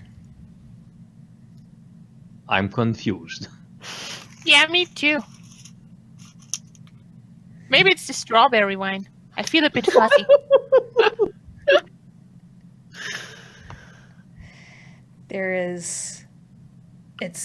I can't give you any proof other than there is a link between heightened activity that we've been seeing from the cults, the different groups that want to use magic, our job that we do for the Arcana Pansophical. Between what I learned and this question of what does this actually mean? Wait. Are you saying that there have been other cults other than those snake people? Yeah. Did they also have supposed dead gods to revive or something? I mean, we've picked up Cyclops Stormlords, we've picked up Ravagers. These are all snippets of information right now. I don't have anything. I know what I saw. I know what I experienced when I was in the Feywild. And I think that you guys stumbled across something very similar. What I'm wondering is, are there other cults that... Oh, somebody cut out. Yeah, I think so. Yeah, Torkel, I think you cut out a little bit. I was asking if there was cult like trying to revive their gods like the snakes with their Dendar. Was there other cults trying to revive other entities or something like that? They've all been after artifacts. Things that we don't think even truly exist. It's like the Yuan-Ti and Dendar, right? If we collect these relics, Dendar will arise. If we terrorize people, Dendar will arise. That's how this whole thing started. These other groups, they're after something. So they're all trying to get artifacts that are related to some entity or another, trying to revive them. And now you're saying that there is a dead tree god that might have artifacts related to him as well. Yeah, there's something else going on here. That's why I was afraid of the cleric of the Allhammer over here. What if there's history we don't know about? Well, of course there would be. What if we can't know everything. He gets really quiet all of a sudden. What if there were others before? It's wild. It's the craziest thing that has ever passed through my brain, but if there were others?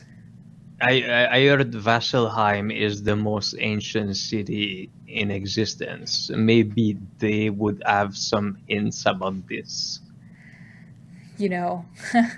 That was the one thing when I asked about it. I was lucky I didn't get run down by a mob.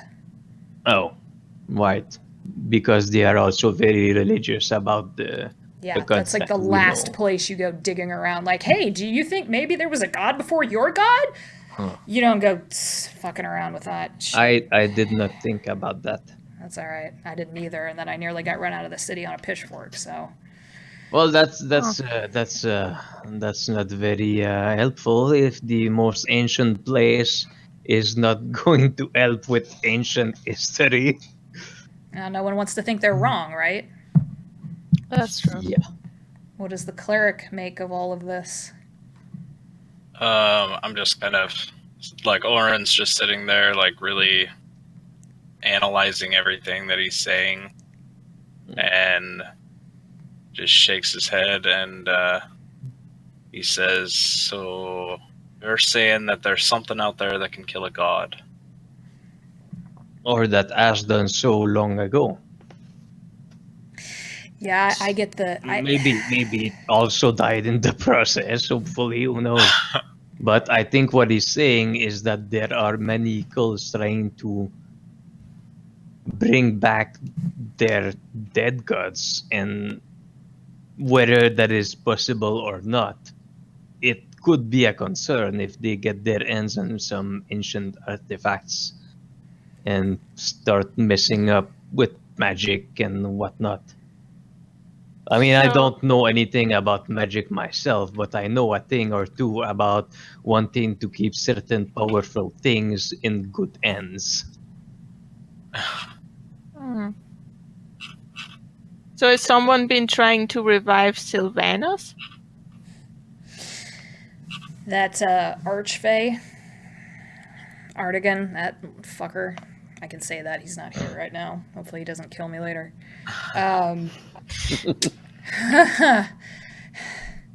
Told me that Sylvanus used to be. And that there's a piece of him in the Feywild. And if I wanted my proof, I'd have to start in the lodge. But you understand that house is overrun by Fey. Like, it's not, you just go walking in there. They'll tear you to shreds. Or make you their plaything, or all of the above. You're not asking us to go there, are you? With me, yes. Damn it. I am. That's what you I want have to a know. way in. I have a way in. We can approach from underneath. Okay, do you have a way out?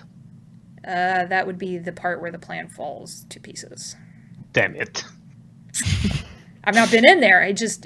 Artigan said, basically, Sylvanus potentially was a god, was a thing, was a something. He's not real clear cut, that guy. Do you want proof of your vision so that you don't feel crazy? Go there. Now, he could be walking me into a trap, but I just don't... Like, what would be the point of that? If he can't be around to see it happen, right? Like, what... I don't know anymore. I don't know. At this point, he seems defeated. Like, he just all vomited words all over you guys and then just kind of slumps over. And it is... You can tell he doesn't even have all of the pieces together, but he knows something is there. He doesn't have the story, but there is something there. There is there's a fire to what he is saying, and it's in his words, it's in his tone, that he fully believes that there is something to be discovered, but it's not going to be easy. So let me get this straight. You're asking us to come with you to break into the house of an archfey, to get into the Feywild, to maybe find a piece of Wasgod, to prove that Wasgods are a thing, to prove that Dendar might also be a ex-god. Am I missing anything? One does not necessarily make the other true, but I think there are traces. I think if this piece of whatever I was given, the memory word and the spires don't just give you information for no reason. It was given to me. I think my destiny is to figure this out. that's a hell of a destiny. Yeah. What else am I supposed to do with it other than follow it through? If it kills me, it kills me, but I would rather have someone else with me who has at least seen strange things. You mean like cats with snake necks? Yeah. That was strange as hell. Like Yuan Ti, all of a sudden, who normally keep to ground and don't, and just pluck, they come in, they'll pluck a couple of people and then they'll go back to wherever they hide. They're organized. And it's not just them. There's a jackal where there's these weird creatures. Where are all of these coming from? It's all tied together. I think we were missing a piece of history. He sounds a little bit like Atian at this point, when he had been talking about the tombs and saying, what was there before Ank'Harel? We don't know. That's why I'm digging here. That's why I'm looking. Yeah. Stuff left over from the calamity. I just look at everyone else around the table and I shrug. You know, I heard a bit of everything here and there, but it's not really my thing. Magic, not my thing. Fae, not my thing. But it's not like I have anything else to do right now. What do you people think? I would love to join him because this is interesting. This could be a part of missing history. This could change everything. Can you imagine the kind of power? And then he catches himself. I think it sounds like a fun adventure. Ulrin takes his hammer and brings it down loudly on the table. Not hard enough to break it, but just sets it on the table. With a loud thud. And he has a very serious look in his face, and this has been kind of a shit week. I've been through the ringer a lot. You got stabbed a whole bunch. Yeah. Yeah. And he says, Me too. This is a symbol of my faith. It's the only thing I have left in this world. If you're telling me that people have lost their faith in this world, lost their faith in their own lives, that's something to fight for. That's something we need to fix. If people have lost believing, that's not something that I'm okay with. And he just stares at Tirax, and he says, I'm going with you. You have no idea how glad I am that you didn't want to just kill me. This was all a big risk on my part. I think I screwed up a lot early on. I really did. I got my husband killed. A lot of stuff happened. I gotta fix it. I watched my city, my home, fall from the sky. I watched men bleed and die in the snow. If there's anything that we can do to help someone feel better, to have a piece of their home back, a piece of their history back, I will kill anything that stands between you and that knowledge. I won't kill anything, but I'll do my best to help you. Me too. Well, I will kill something, but not. Yeah. And Torkel just sighs well, there it goes. I was hoping at least one of you would say no, but there we go. I know how important it can be how frustrating it can be when you don't know something that has happened or what might happen to the people you care about, and that's really a shitty feeling, so I'm on board. I know it's like to search for an answer to something your entire life and you still haven't found it, so I'm in. I guess we're hunting a god. Or a proof of one. I don't know. But the vision, it was like the most clear truth I'd ever seen. And I hadn't felt that kind of directive, that direction, ever before. Ever. It was truly incredible. And also incredibly terrifying. So, I say we drink and we plan. And I know exactly where to take us. And we will take a break right there. At least we have a direct a way in. A directed direction. Yep. Okay, we will take a break right there. I'm going to go ahead and stop the Actually, I can pause it. Hey. Yay. Okay, and yeah, that pause feature is nice. All right, so we come back to exactly where we left off just a few minutes ago. Tirax at this point has had several mugs of ale dropped off at the table. And now that he's gotten all of this out in a rush, and you could tell he was just following his own thought process along and basically asking you guys to follow along with him, which is a bit of a risk. Yeah, a bit. He does give you some other... Yeah. He does give you some other information. And I'll kind of run this down for you. We don't have to really go through the role-playing aspect of this. But basically he tells you that, yes, he was assigned to originally track magic misuse and stumbled across some of these cults who seem to be searching for things. It was curious enough. He got on the track of the Yuan Ti, Dendar. He understands that, that's their fairy story. And thought it was goofy, and then started to realize that they're getting more vicious. Maybe there's some truth to one of these cults going after artifacts or relics or power or all of the above. And then when he spent time in the memory ward, that led him to this conclusion of, well, maybe they're not just crazy power-hungry monsters. Maybe they're crazy power-hungry monsters who have something of this right. And so this is what he has been tracking, and then he got that name, Sylvanus. And it led him to believe, without not a lot of proof, other than what he's seen with his own two eyes, that something is up. Something is going on. So after this story kind of comes tumbling out of him, he's happy to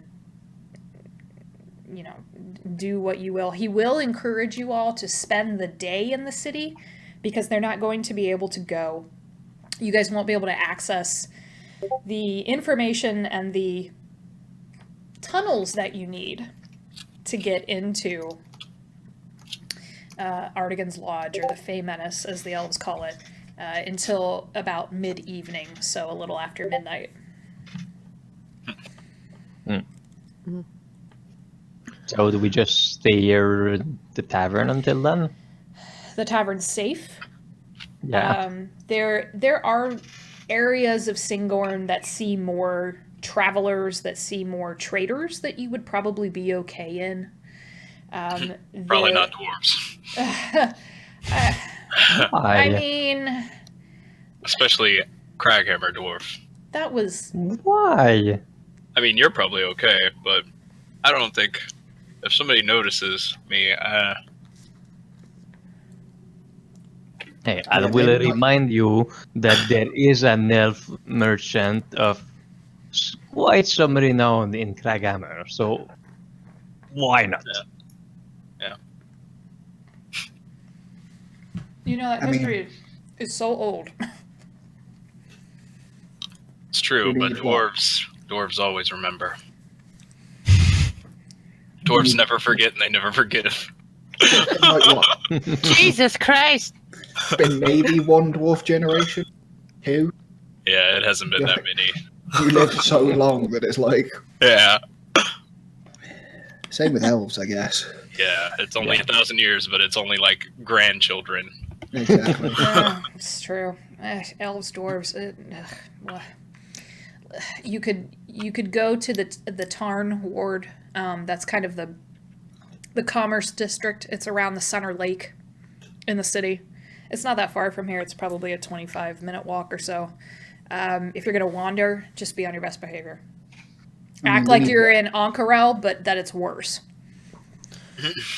Didn't we say we needed tents for just purposes? Yeah, you could find tents there, yeah. I guess rations and tents is about the only thing. Yeah, if you've got trading to do, I would wait until the thoroughfare opens up. I would wait until because the real trading, the goods come out at night, essentially. Mm-hmm. The thoroughfare turns from, just average trading and tents and supplies like that. When night hits, the thoroughfare opens up and it completely transforms the ward. It's really beautiful. it's worth a glance before we head to the linens ward. I will actually, this is the DM reminding you, you guys can make insight checks on this guy at any point. Oh yeah. You are welcome to do that. You guys are also like lawful good and lawful neutral. It's just like I did think Ulrich. I believe him. What thought?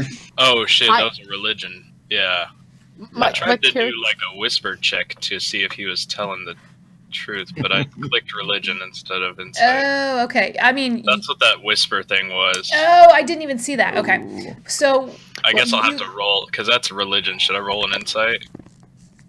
I would say roll religion with advantage. Oh, okay. You guys can do we roll it insight. again or just use that one? Just roll. Roll it again. It's pretty religion related. This whole thing. Right? Hey, 13. Okay. Because I was trying to insight check him with that whisper roll, but I didn't know how to type it out right. I thought about it, but I don't even want to insight check him because it's like I said in character to him. I mean, we don't know him. I don't really see any reason why you would do all this and tell us all this and just lie about it. And whether what he says is true or not, we are going to find something in there or not. So it doesn't really change anything at this moment. I'm probably too buzzed on strawberry wine to even think about it. He's just happy with everything at this Sugar point. rush. Like every single personality trait I have for Alicia would go against insight checking him. So no. Fair enough. It just seems like a lot of effort to give us a thing to teleport away here just to... Yeah. That's like a lot of work. Yeah. Well, and he did tell you that he could have just left you in the desert. Yeah. Exactly. Yeah, he could have just stranded you there and been like, well, sorry about your luck. Bye. Have fun dehydrating and turning into What mummies. a nice like, camel. Yeah, he could have just been like peaced out. Yeah, and been done. he took his camel work very seriously. At least. Well, yeah, we should. He was a good camel while it lasted. It was beautiful. Yeah. So Yeah, we have to take that into account. Ulrin, with that religion check, two things pop out at you. One, Tirax clearly believes what he's saying. Again, whether he's right or wrong, he believes it.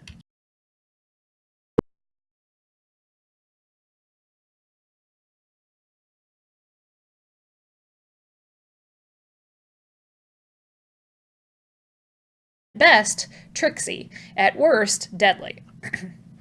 So, if an archfey found this guy, or Tirax sought him out, or however that interaction went down, and they had a conversation and Tirax walked away from it, with more information, there might be something there. Yeah. Okay. And Either it's a huge prank or it's for real. Or it's a warlock I of the remember we Archfey picked now. up where's it at? A symbol of Celestian. Yeah. Does that like would that like be like start making like connecting the dots in Ulrin's head? Like, okay, so we have a symbol of this Celestian god, like a earth god, and then we hear that like a tree god has been killed. Oh yeah. Would that kind of like, is there like some? I'm glad that you remembered that. Well, that's why I have this handy dandy notebook. Yeah, that's because dwarves may never forget, but I do forget. Yeah. well, and that point. symbol was I will just say this because it's funny. That symbol I was hoping was not going to be my Chekhov's gun. So essentially, do you pull it out? That's going to be a part of this interaction. Not at first. I mean, I just remember it. Okay. And if I think it has something to do, I might ask him about it. I mean, you rolled pretty high on that. Was it a history check or religion check? Would have been a religion check on that one. For that amulet thing, Yeah, for that Was it amulet. I who rolled high on that? We both did. Oh, that's Both, yeah, right. That's right. You both did. It's then been I so long identified ago. It's so long. It's so long ago. It was out in the desert. You do recall when you picked that up from the sand elemental, which is where you got that from. And having fought that thing and killed it. That's what dropped it. Yeah. Yes, I remember that. Earth Elemental. Found on Earth Elemental. Who knows how long that thing had been picked up in that swirl of sand? It's very old. You do know that. It has a patina to it. It has wear to it.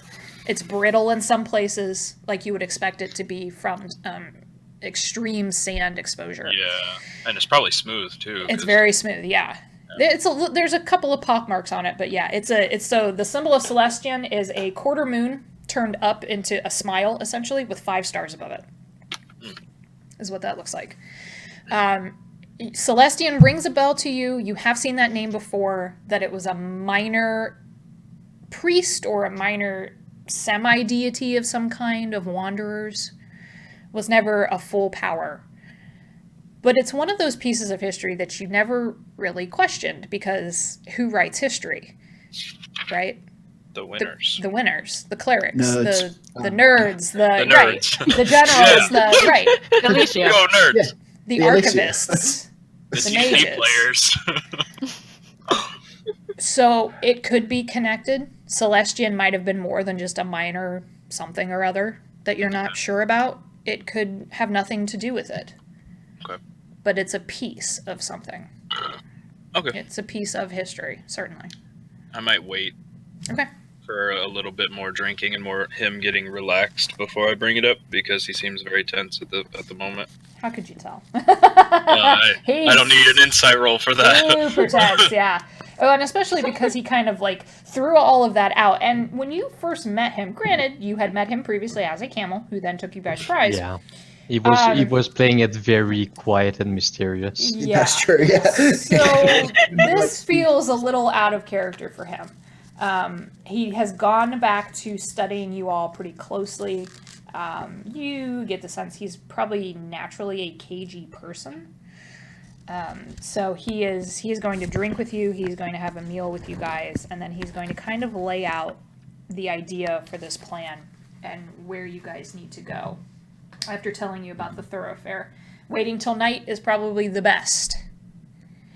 Syngorn turns into a different city. It's easier to look at me. It's easier to operate in the shadows.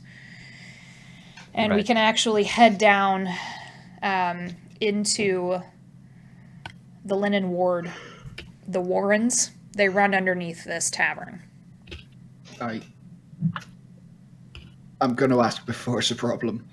Are we going to need to sneak anywhere? Because just like all of this. I clank when I breathe. Like, Yeah, that requires a wardrobe change for several of us.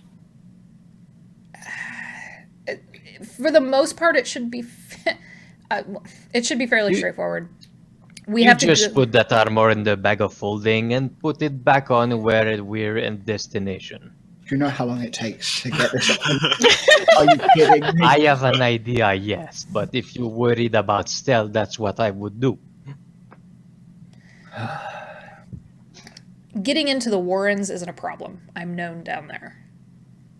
Getting past Mirabella might be an issue. Past that, I'm not sure. She guards those tunnels pretty ferociously. She's awfully territorial. Wait, do you mean that literally or figuratively? Both. You'll see.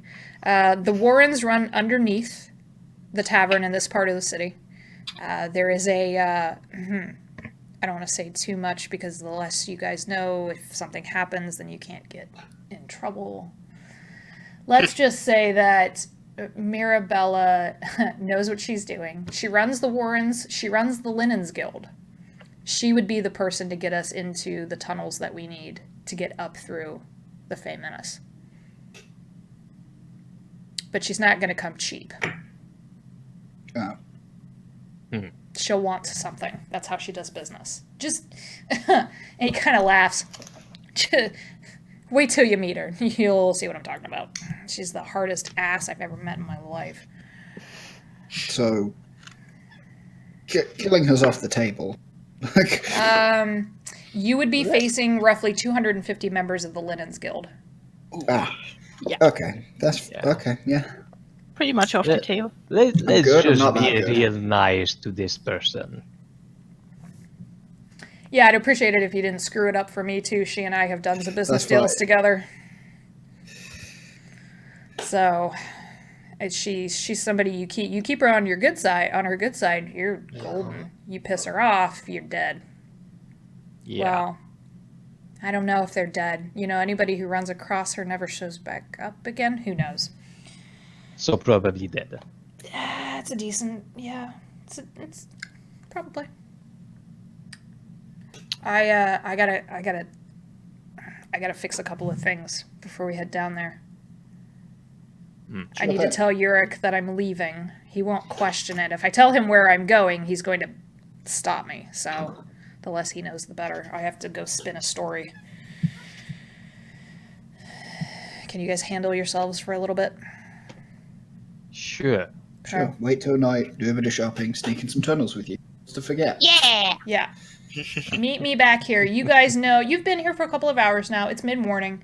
If you meet him back in the tavern in roughly 12 hours, he will start to take you down through the warrens. Cool. You have, he gives you a map. He points you in the right directions. So what this is actually, because I don't have the greatest map in the world, but you get an idea of what the city roughly looks like. Ooh. The keep and the Emerald Citadel are in the middle. The lake is around it.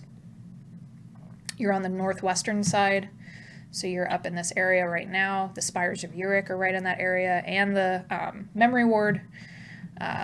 He'll tell you, you can go to the Memory Ward if you want to try to pick anything up, like I did when I was there. You could do that. It takes some meditation, so the cleric probably. How much meditation? Like how long? I don't know. And what can you ask about? Hours.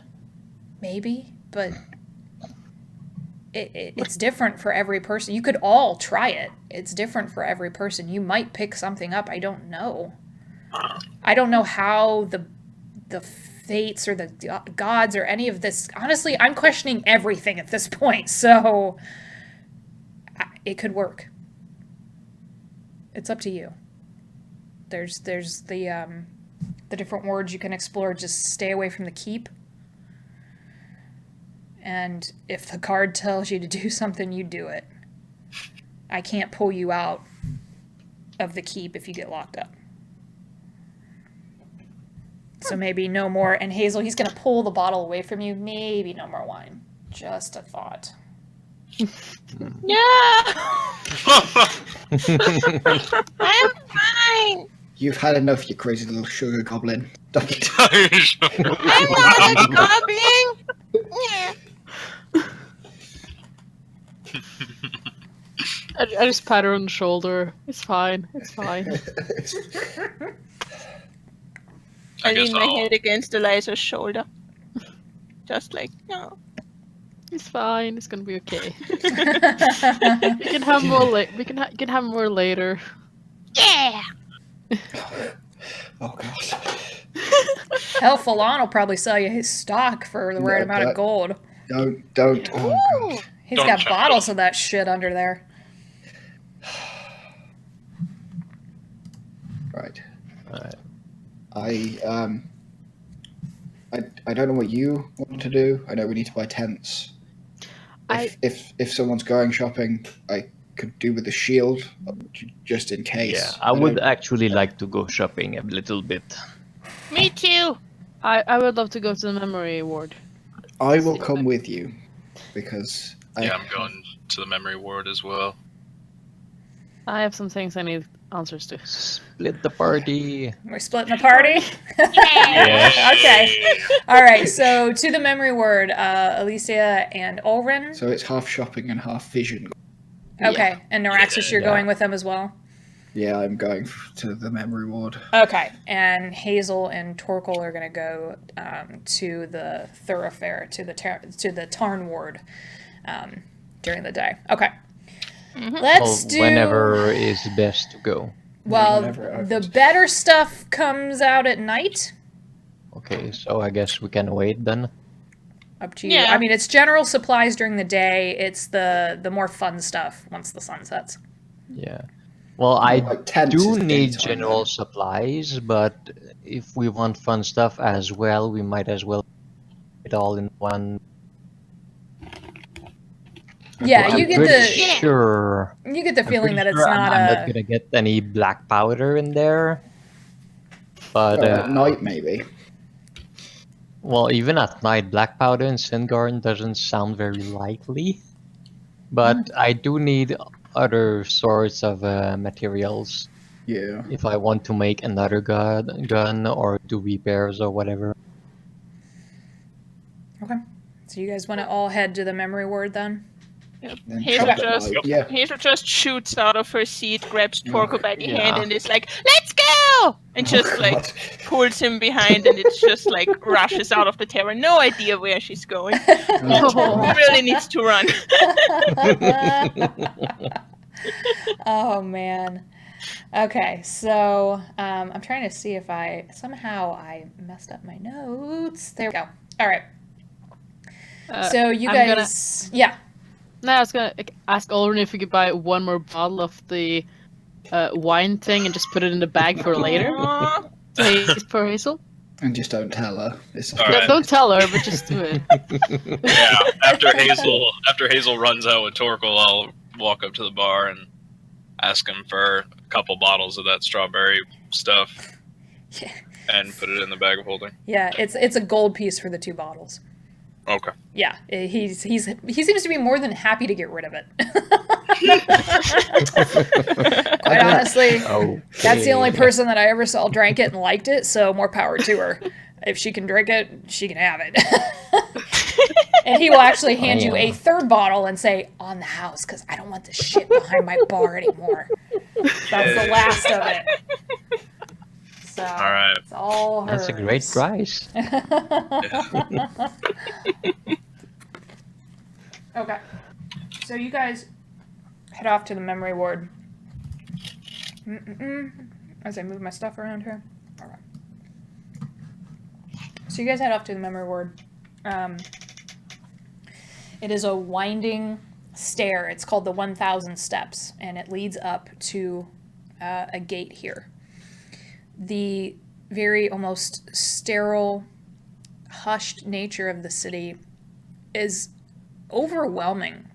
If silence could be overwhelming, you are in the middle of it. People talk, but there's an air around here that is extremely still. As you approach the memory ward and this huge marble wall and this imposing gate made out of, it looks like marble and gold, the gate is open. There are robed figures moving in and out of the gate, people talking quietly to themselves. You do see members of the Verdant Guard very present here. They are standing watch, and they all are looking at all of you. You are a very strange party, but they don't make a move toward you. They don't unsheath weapons. They don't even move. But they are watching you. So you can actually, you can head up the stairs. It takes a little bit, especially for the smaller members of the party, because the stairs are quite large. It's going to take a little bit to get up there. About a 20-minute journey up the stairs. And where you land is one of the most stunning locations you've ever been in. In the middle of this court is a giant sequoia tree. It's roughly 300 feet tall. And Tirax did tell you that if you were going to, I forgot to mention this, he does let you know that if you're going to head there, it is a place of reverence, it is a place of worship, and it's a place of, as you might expect from the name, memories. The memories of the lives of every elf in Taldore are stored here. Ooh. Yeah. To be honest, the first time I saw a sequoia tree, I felt like it was deserving some reverence. Yeah. Those things are huge. It's that feeling of we are not in the rest of Taldore right now. This is very, very strange. It is awe-inspiring to see this giant sequoia.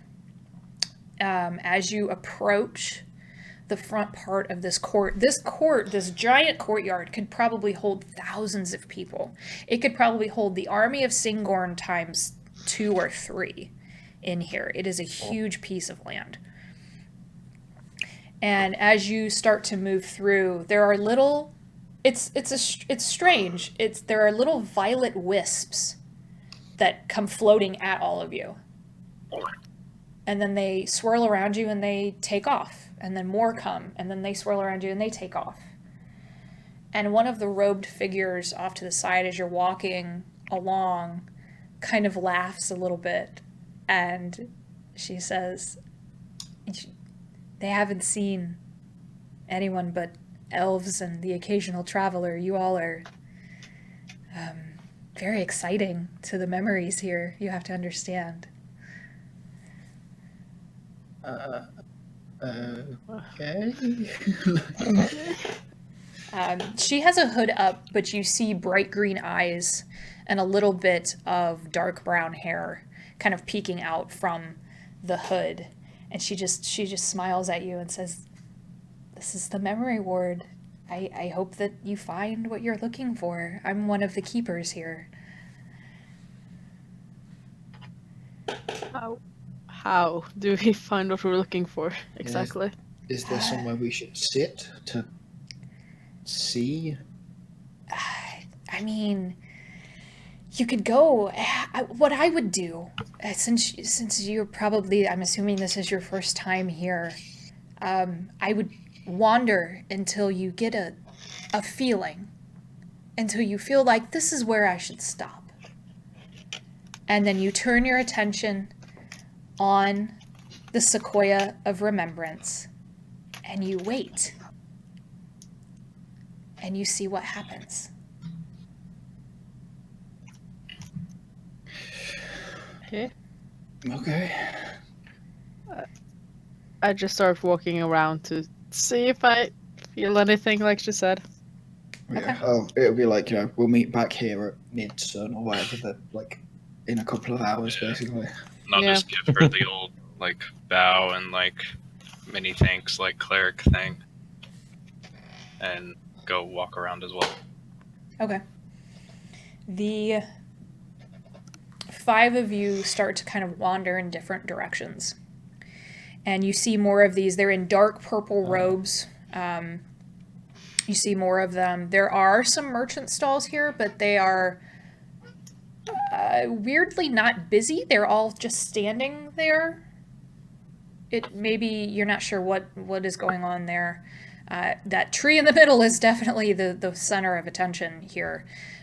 You start all attracting different bits of that violet light, those wisps that are coming at you. This entire place smells like cedar and herbs, and there's something ethereal about it. It's truly stunning. It's nothing you've ever seen before in your entire lives. So, are all of you going to try to focus, or just some of you? Well, Torkel and me went to go to the market to buy tents and stuff. Is that the same place, or is that somewhere different in the city? Oh, so you guys did split up? I think we did. Yeah, I guess. I pulled Torkel out of the tavern.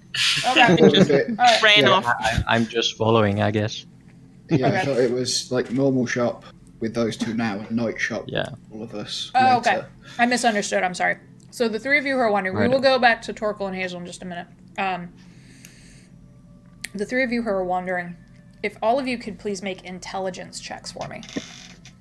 Thank you. Ooh. Oh, Oh that was dear. much. Yep, nope. So Wow. Okay. What'd you get, Oren? 4. Okay. It's I'm a not very intelligent. big tree. It's really pretty. And you feel, for the first time in quite a while, there's a sense of peace that comes over you. Ulrin and Naraxis, you find yourself sitting in the grass about 50 yards or so from the tree. And there are other people sitting there. They are all focused on the tree. You see some people, some elves in deep meditation. Alicia, you don't sit. You are standing, and you are staring at this sequoia. You can't even see the top of it. It is just immensely tall. And there's all of a sudden, out of the corner of your eye, there's a violet wisp hovering right by your cheek. And it's not floating off like the rest of them. I just look at it. It comes around to the front of you, and it's almost bouncing, like it's bouncing up and down. Yeah. It likes you. I try and touch it. Okay. You put your finger out, and it runs straight into your fingertip and disappears. Okay. There's something there. There's something there. It's In your trying fingertip? to tell you something. But you can't get the picture clear. I just try and focus really hard and just like close my eyes and just focus on the finger it went into and just. Okay. Try Did and you clear roll my another mind. intelligence check for me? Let's try use roll 20 for once. To roll. Oh dear. I don't trust my dice. Okay. Intelligence. Mm-hmm. Oh. Oh, damn. Shit. Okay. The DC was 20. Oh. There is something there. You have to close your eyes, and you're almost squeezing your eyes shut, trying to focus on whatever it is this thing is telling you. And so you stop, and you're focusing, and you get an image of an ocean of waves and a storm and a book.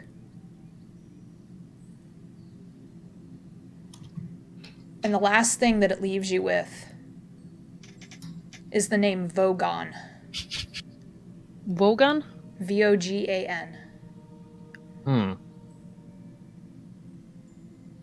And then it fades.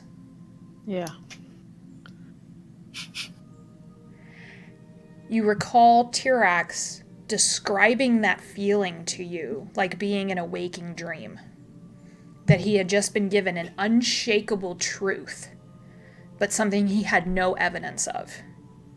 You now understand that completely. Yeah. It knocks the wind from you a little bit. Ah. I sit down Okay. on the ground, just. I have no idea what this is about, right? I just know. No. So it could be about anything. It's a shard. It's a fragment of something. Of some elf's memory from God knows how long ago. Yeah. I just sit on the ground and just breathe. Okay.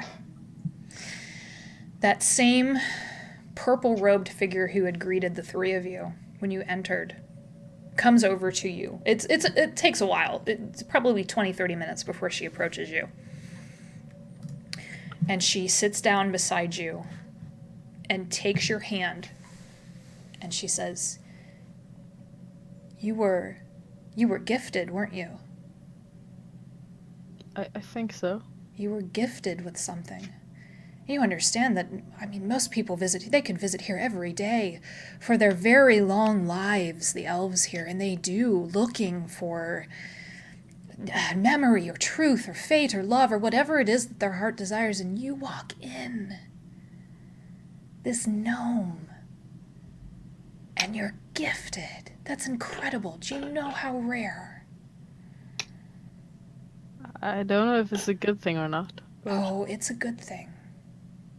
It may not seem like it at first, but you were given something precious. The tree doesn't just share with anyone. I've been a dream keeper here for 56 years. It's a short span of time, you understand. I mean, we live a long time, but I've not even been given that gift. You hold on to it. And to make sure that when you leave the city, you don't forget what you were shown. I won't. Good. Trust me. She stands up and dusts her robes off and smiles at you and wanders off. I take out the book that I took from the bag, the book that we got in the tomb, the little one. I take out I have a ink and a quill, and I just write down everything I saw. When you open the book, there is writing in it. Fuck you.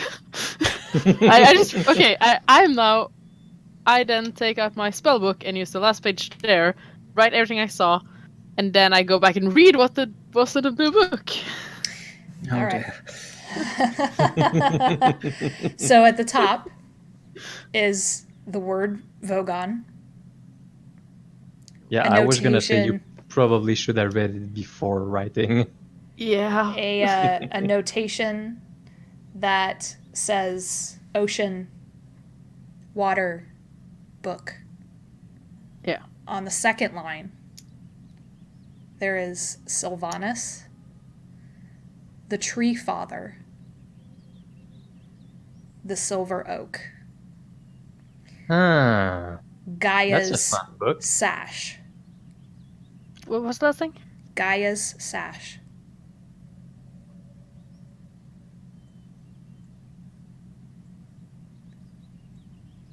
And that's it. Ellis, you're just secretly building a list of vestige.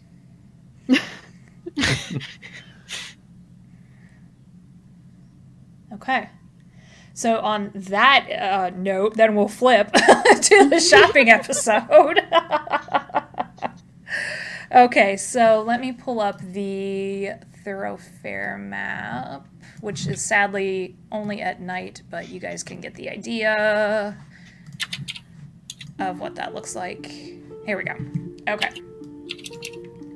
So this ward, as you guys walk into the Tarn ward, Hazel and Torkel, there's certainly more activity here. There are traders and merchant stalls. It reminds you a little bit of the...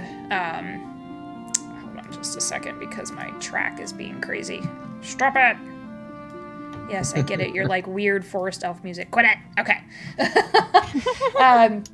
Remind you a little bit of the middle of Ank'Harel, right? A big ring of stalls and traders and some shops. But less sandy and more foresty, I guess. Yes, there are huge trees. They built this city around the forest that it's encased in. You can definitely tell that. It's beautiful. The trees are of almost unimaginable colors. The leaves vary from a dark green to a fiery red, like they're in perpetual autumn, to a yellow to an orange. You even see some leaves that are tinted with almost a blue or a purple shade to them. It's really incredible. So as you guys wander around, there are merchants standing beside their stalls, proudly waiting or doing business, all elves. Not a shock.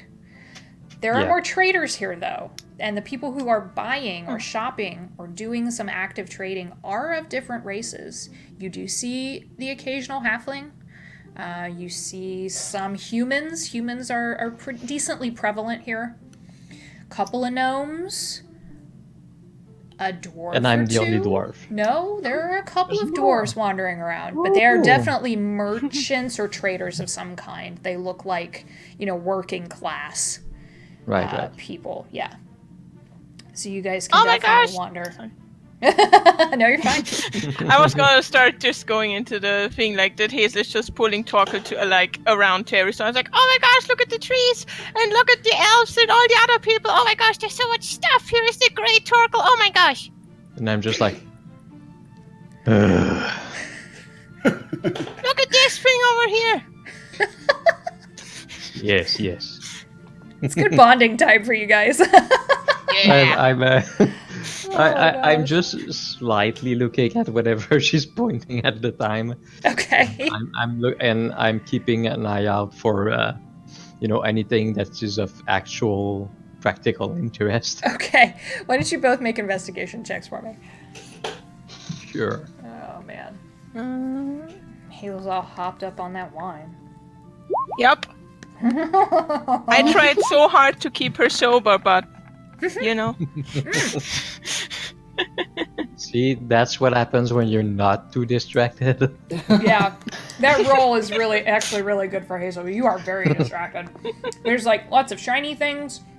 Yeah, all I the think colors. Hazel just runs up to everything that looks kind of shiny, toys or little constructs or so that just look shiny and jump you right in the eye, and just runs towards them and touches them and stuff. The couple of stalls that you do this to, the merchants there are actually smiling at you in a way that reads, "Oh, look at this cute child who just ran out." She's adorable. Why does she have a bow strapped to her back? Oh wait, not a child. That is the correct attitude for dealing with Hazel. And actually, one of the merchants is a kindly looking elven man, long braided blonde hair, a little bit of age to him for an elf. He sees you and he calls out to you and kind of waves you over. I run over to him. Okay. You do know about taking candy from strangers, right? Are you still dragging me along? Oh, I hope so. Probably. She needs a dwarf babysitter. So he greets you and he says, "Well, little miss, we get some halflings in the Tarn Ward, but your enthusiasm is so striking. It's such a welcome addition to our little realm of shops. Hello. And What is following your her, you have name? this very sober dwarf. What is your name, little one?" I'm Hazel. That's You're- Torkel. He has a boomstick. Oh god. I poke her. It's not a Remember, sex she's game. drunk at this point.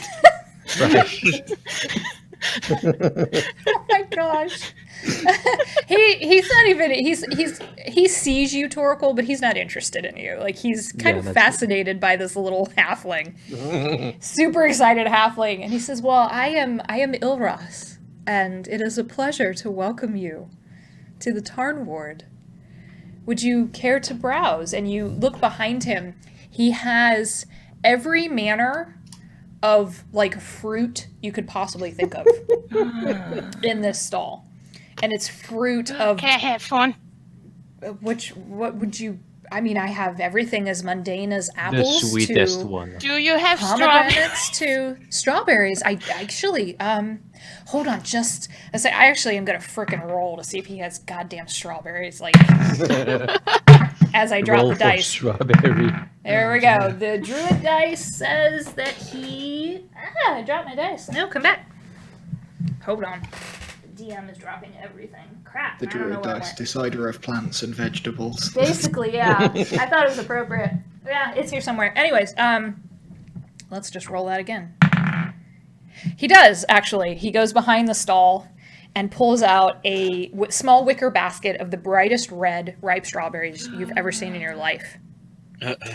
I take some and I take one and I just shove it in Torkel's mouth. Oh god. Oh my gosh, these are so delicious! Torkel, try one!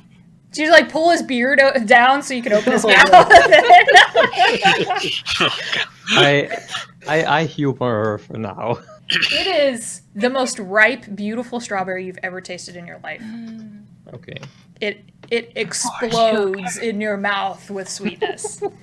It's delicious. And weirdly tastes like that strawberry wine that you tried. Weirdly? Yeah, because How is that weird? it has that exact same sweetness to it. I'll Probably take figure 20. that's- Wine is probably made 20 from strawberries or 20 baskets? I don't have 20 baskets. 20 strawberries. Do you want the whole thing? Sure. I mean, how much is the whole thing? He's clearly enthralled by this excited halfling. A gold piece. It's yours. Sure, Yeah! give her more sugar, why don't you? Okay, so he'll take your gold piece and hand you the basket, and he's just smiling. It's a very Like a paternal holding full kind old of bits and expression. strawberries. Like you've just made this elf's day. He's just very Aw. pleased by this. Is there anything? I mean, I have fruit from all over Exandria. If you're interested. I would imagine like she takes the strawberries and she already rushes off to the next stall at this point. Okay. Like, just, thank you, mister! What a nice man! And she's off. He waves goodbye. You have now I got strawberries. just drag and keep following. I'm writing them down in my inventory. Of course. Sugar goblin. That is my favorite thing you've ever said. Sugar goblin. The sugar Oh my goblin. god. That's amazing. Release the sugar goblin. All right. So that's secretly you don't understand. The next time Hazel levels up, that's what we're gonna do to her. We're gonna give her sugar goblin powers. Right. Stop it. Don't let the sugar goblin get day drunk. She goes into a blood rage when she crashes. Oh my god. I was going to say, out of the powers from like Holy shit. self-mutilation, so diabetes will make her stronger, is what we've discussed.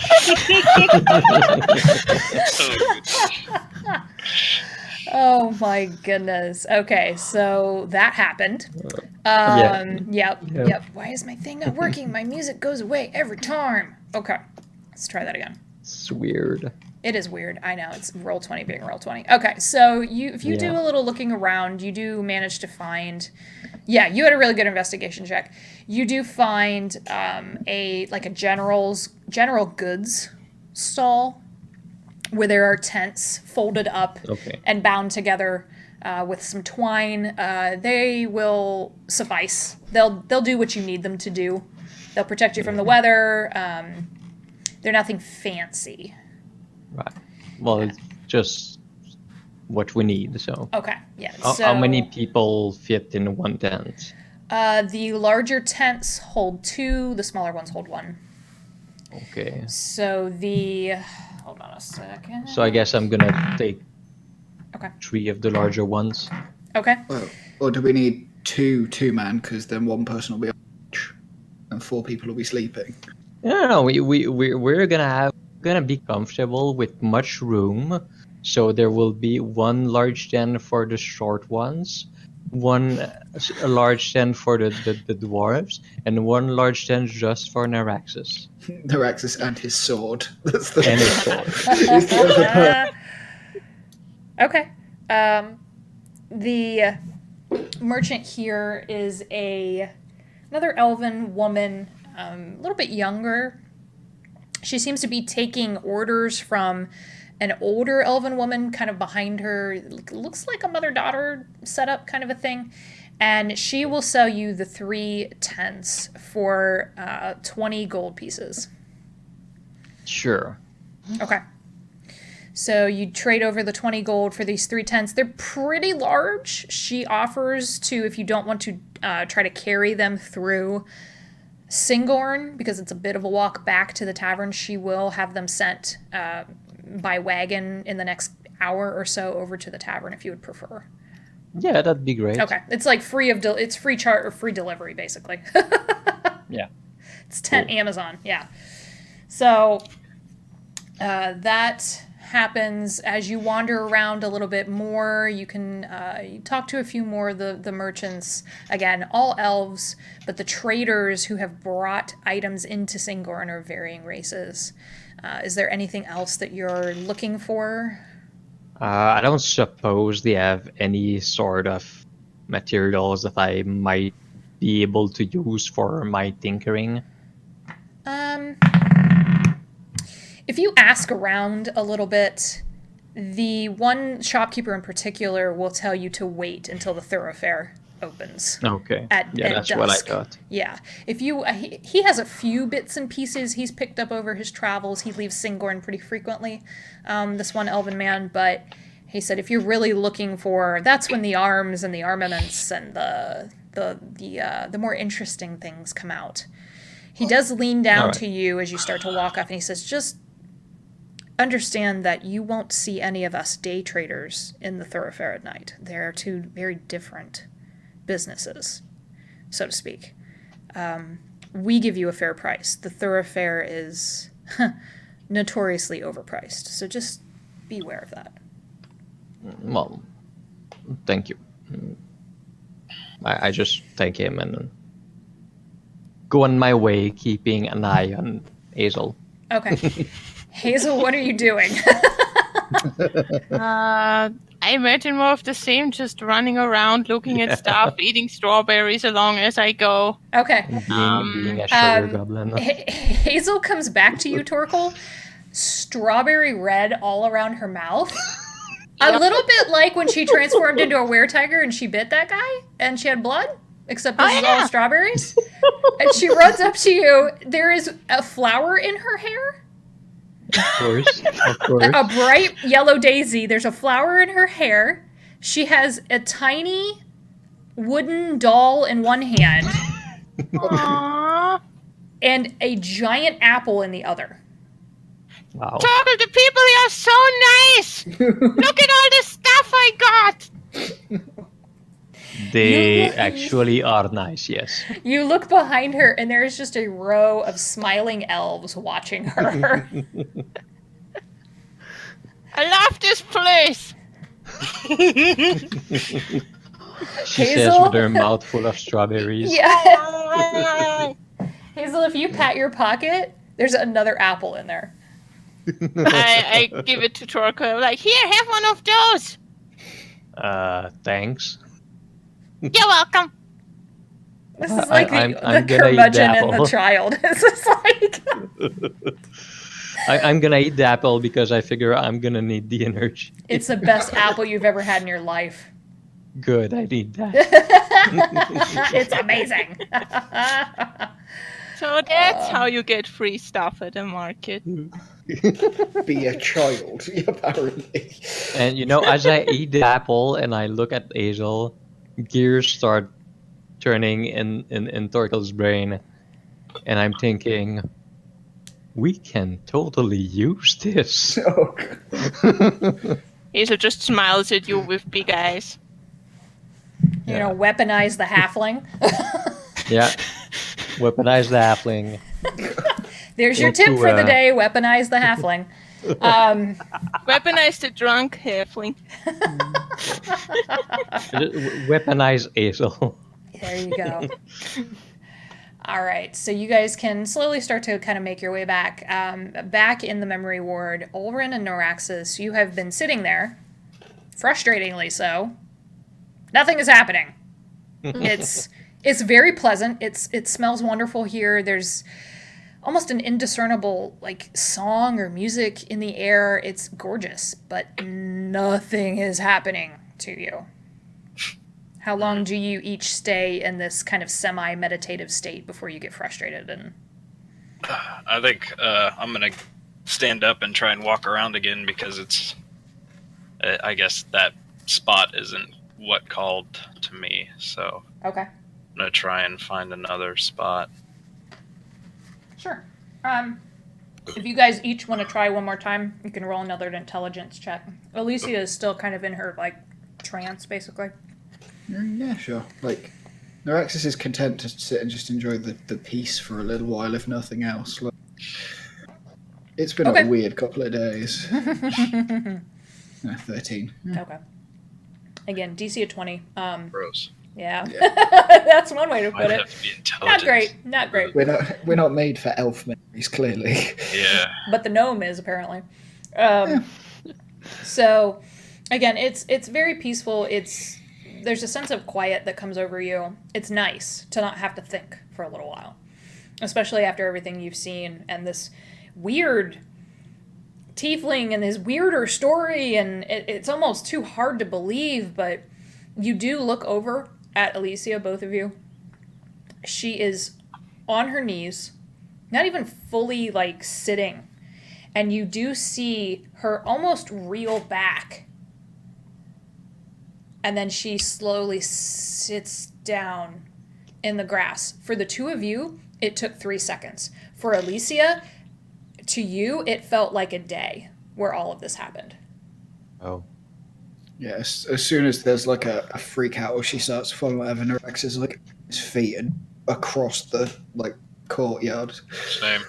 Like, Okay. oh no, what did we do? Oh no. You now have the attention of several people in the area. This dwarf, heavily armored dwarf, and a heavily armored giant dragonborn racing across the lawn, essentially, over to their friend. Alicia, how do you feel in this moment? I'm freaking out. Okay. Verbally, Because, like- are you moving, or what are you... No, I'm just sitting there quiet and Okay. just like almost shaking because I don't know what this means. I don't know if this is something to do with the mission we're doing now. I don't know if this is something to do with my history. I don't know if that's something to do with something completely different. So I'm just sitting there and just running through everything in my mind, just trying to think what this could mean. Okay. Nothing makes sense. It is... But that vision was so strong. You have never been more sure of anything in your entire life. So you're at a crossroads between almost full-blown panic attack and a surety, a truth that those two things should not coincide.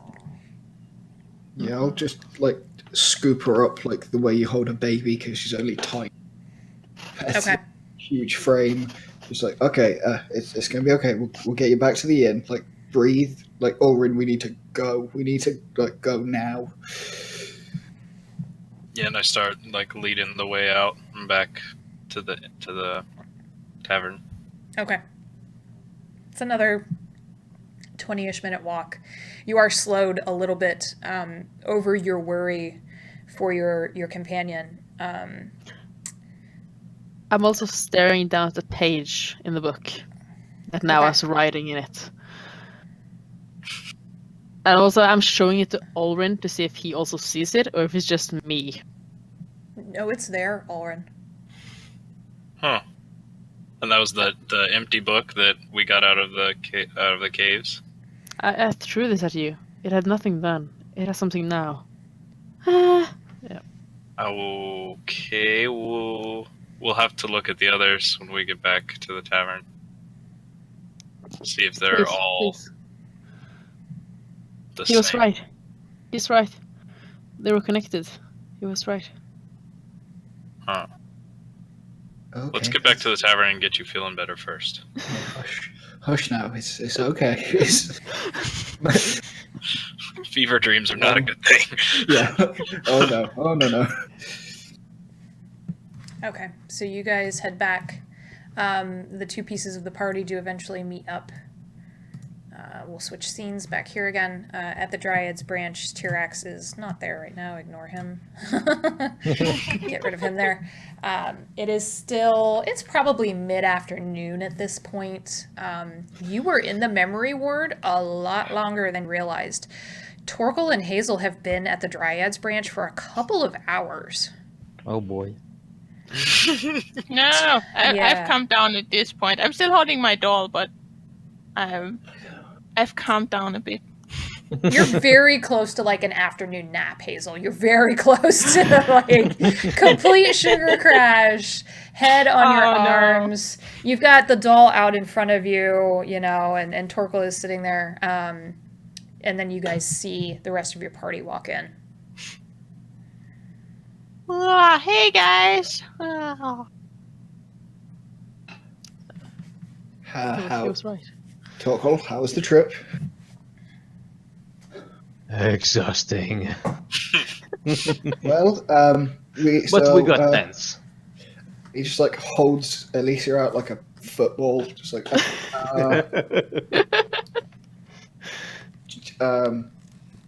Ulrin, tell him about the book. Well, apparently, those books that were empty that we found in the tomb now have words in them. Or at least one of them has. Well, yeah, one of them does.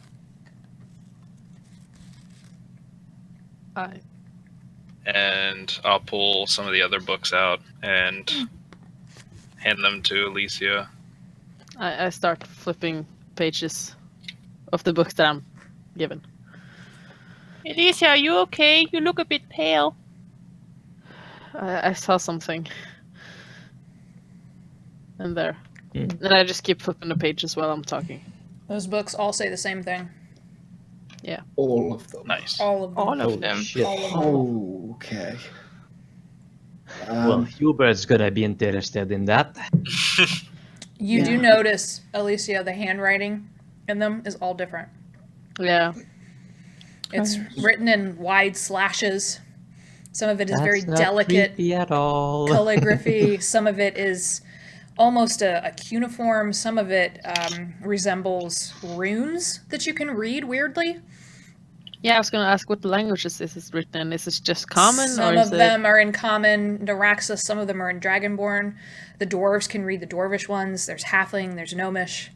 There's something that looks, again, like magical runes. There are some languages you figure that it probably says the same thing. That's the impression you're getting. But there are languages you cannot read. So it's overwhelming. Are there any in Infernal? Yes. Yeah, I was gonna ask Infernal. Oh dear. Are there any in Celestial? Yes. Yeah. Oh, okay, this is extra creepy now. It's not Every just language. languages of terra firma. That's you know what? Tonight's gonna be a late night. We should probably rest until then, right? If we're gonna go gallivanting around in the dark, might wanna Yeah. rest. Yeah. Yeah. Hazel's already fallen asleep at this point. I think we're... I'm trying to look at languages that everybody speaks here because I just want to make sure that I don't have my notes wrong because that would be bad. That would be awkward. Let me just double check. Okay. Hazel. Yeah? Before you go to sleep, one of the books near your elbow kind of catches your attention. It's written in Sylvan. Oh. And the words are the same. Uh-huh. Or they're different? Mostly. Okay. It's the same, and then at the bottom, you see written in before you, in real time.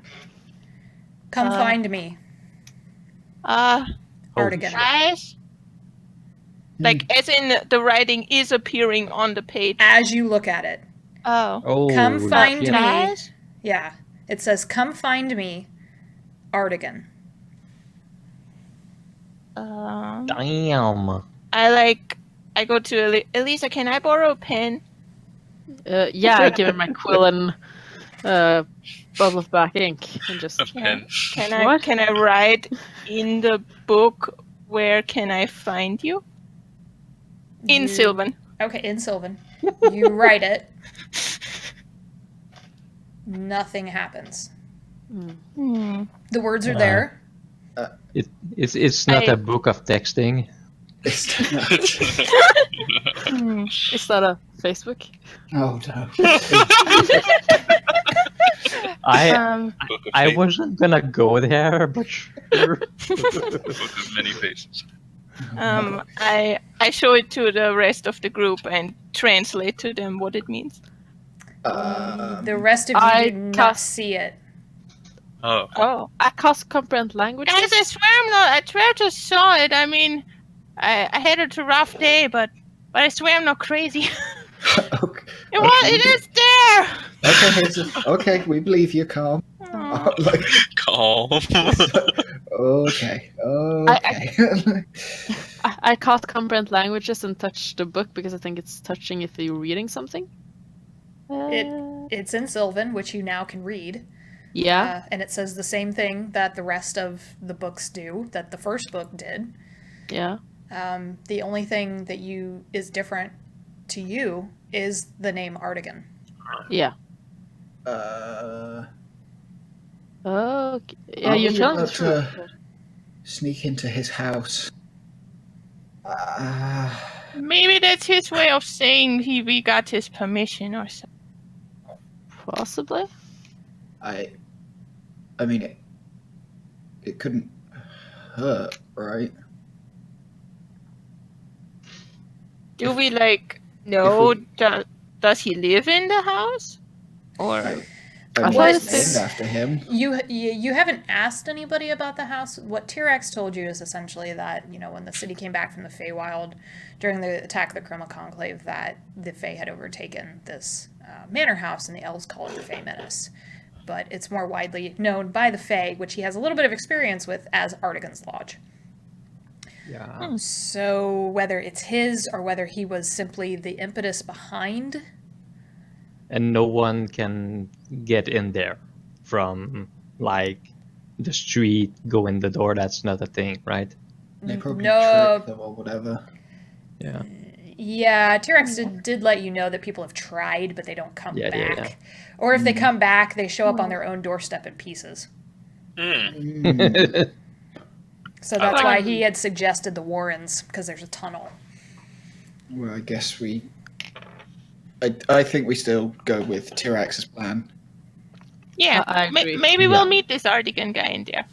Maybe he's Indeed. nice. So, All the other people in the city have been really nice to me so far. well, Look at this doll I got, yes, and they and these have. strawberries, and I put my strawberries on the table so everyone can have Do some. you even have any left? it's like two. I think Hazel would have saved a few for the group. Right. I'd take one. Thank you. Okay. So you yeah, I guys guess we Want to take wait? a rest. Yeah. Okay. Should we sleep? Some rest or something? I guess yeah, because we Is it jumped. nighttime yet? I'm pretty tired. It's cresting early evening. Oh.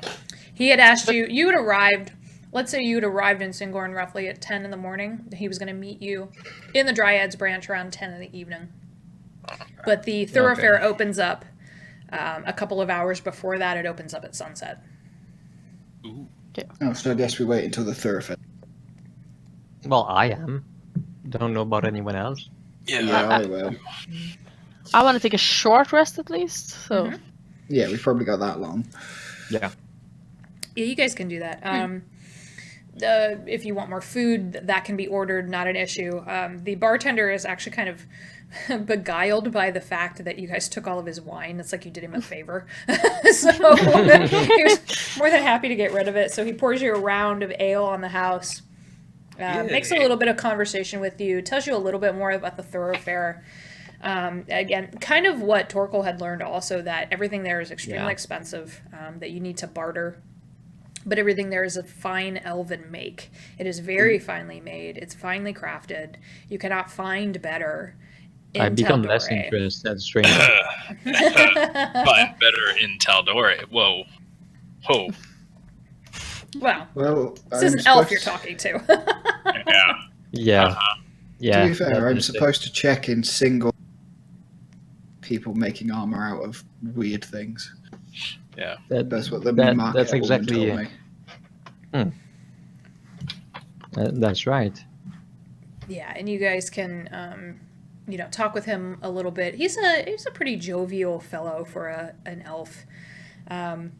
You have seen some rather stern-looking elves through the city. Of course, Oh, I've seen a guard lot of happy themselves. ones. Yeah, but during the day it's kind of during the day it's kind of an interesting dichotomy. Like, you're getting the impression that once the sun goes down, something changes in the city. But for right now, it's definitely an interesting place. There are a few of the Verdant Guard who come into the tavern.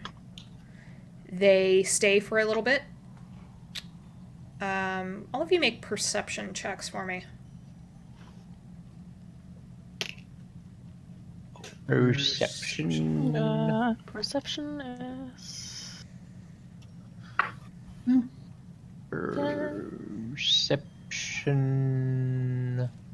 Perception. Okay. Yeah. You all see this, actually. You see there were 4 members of the Verdant Guard who came in. 2 of them approached the bartender. They seemed to have a conversation. Ale and food were handed out. They take it back to a table. The other 2 of the guard split off from them, go into that same back door where the cat disappeared, and then don't come back. And the guard who remain, the 2 members, are eating, drinking, talking, watching the strange woman who is still up there doing her weird beat poetry. But now she is lamenting the loss of her lover. And it goes from, it was angry when you walked in, and now she's just like sad and openly weeping on the stage. The same lover? You lost the thread of the story somewhere in the first like 2 seconds. Yeah, we did go out for a while. Yeah, for like a couple of hours. But does it sound like the same guy? If you... Are you just like so... That's amazing. It is like a soap opera. We need this explanation. This is important. So you listen for a second. Jesus Christ. I had to roll She's for been that. at it for hours. You listen. She's like in between tears, and it's that ugly crying where she's like doing that. Yeah, it's really not good at all. No. And she's lamenting someone named Miran? Tiran? You can't quite catch it between the sobs. It has an RAN on the end of it. And she's talking about how much she hated him and now she loves him and she just wants him back, and why can't I just climb in your window and be with you? And it's getting a little creepy. It's getting a little creepy. I think we need to go shopping. I think we need to leave. Go to... Yeah, before my beers start falling off. Still Taylor Swift, that cheese. Yep. Mixed in with a really bad country song. Yeah. Like, if you added in a Chevy truck and some whiskey, you would be sad. Like, this would be the worst country song you ever heard in your life. It's horrible. It's awful. Oh my god. But still, only accompanied by that weird drum. So anyways. If that was Matthew McConaughey, it would be a bongo and you'd be good. So anyways, it's awful. So you guys wait a little bit. The sun starts to go down. The tavern turns into a full-on party. Oh boy. No joke. Oh, no. Hazel. Everybody comes in. What? Huh? The bartender disappears, and a younger man who looks like they could be like maybe brothers or some kind of family relation comes out. He's very like jauntily dressed. He's got a little vest. He's also a halfling. Please tell me the woman in the corner is also replaced by an actual singer. Someone else. Or it's just a wardrobe change. That's all you get. Just she goes in the back, she changes, she comes back, still the whole story. Actually, she does eventually depart, but there's no way that you could hear any performer over this noise that just happens. It's almost like an entire group of roaming adventurers just came into the tavern and started throwing the biggest rager you've ever seen. It's automatically different. It's really weird and a little jarring. I didn't mean that they were brothers. They look like they could be like, buddies or something. These 2 bartenders kind of swap out, and now you have this halfling who has to stand up on a stool, and he starts throwing drinks around, and he's doing like fancy cocktail mixer shaker deals, and he's very much of a showboatman kind of a thing. Lots of people in here now. You guys are almost getting crowded out at this point. Yep.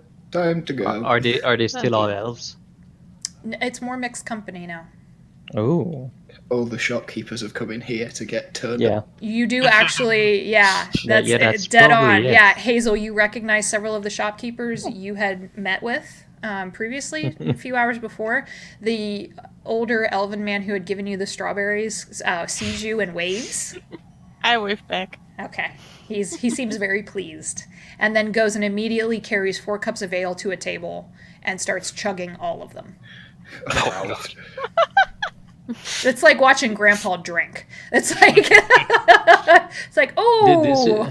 This is where all that strawberry money is going into. Yeah. Getting him drunk.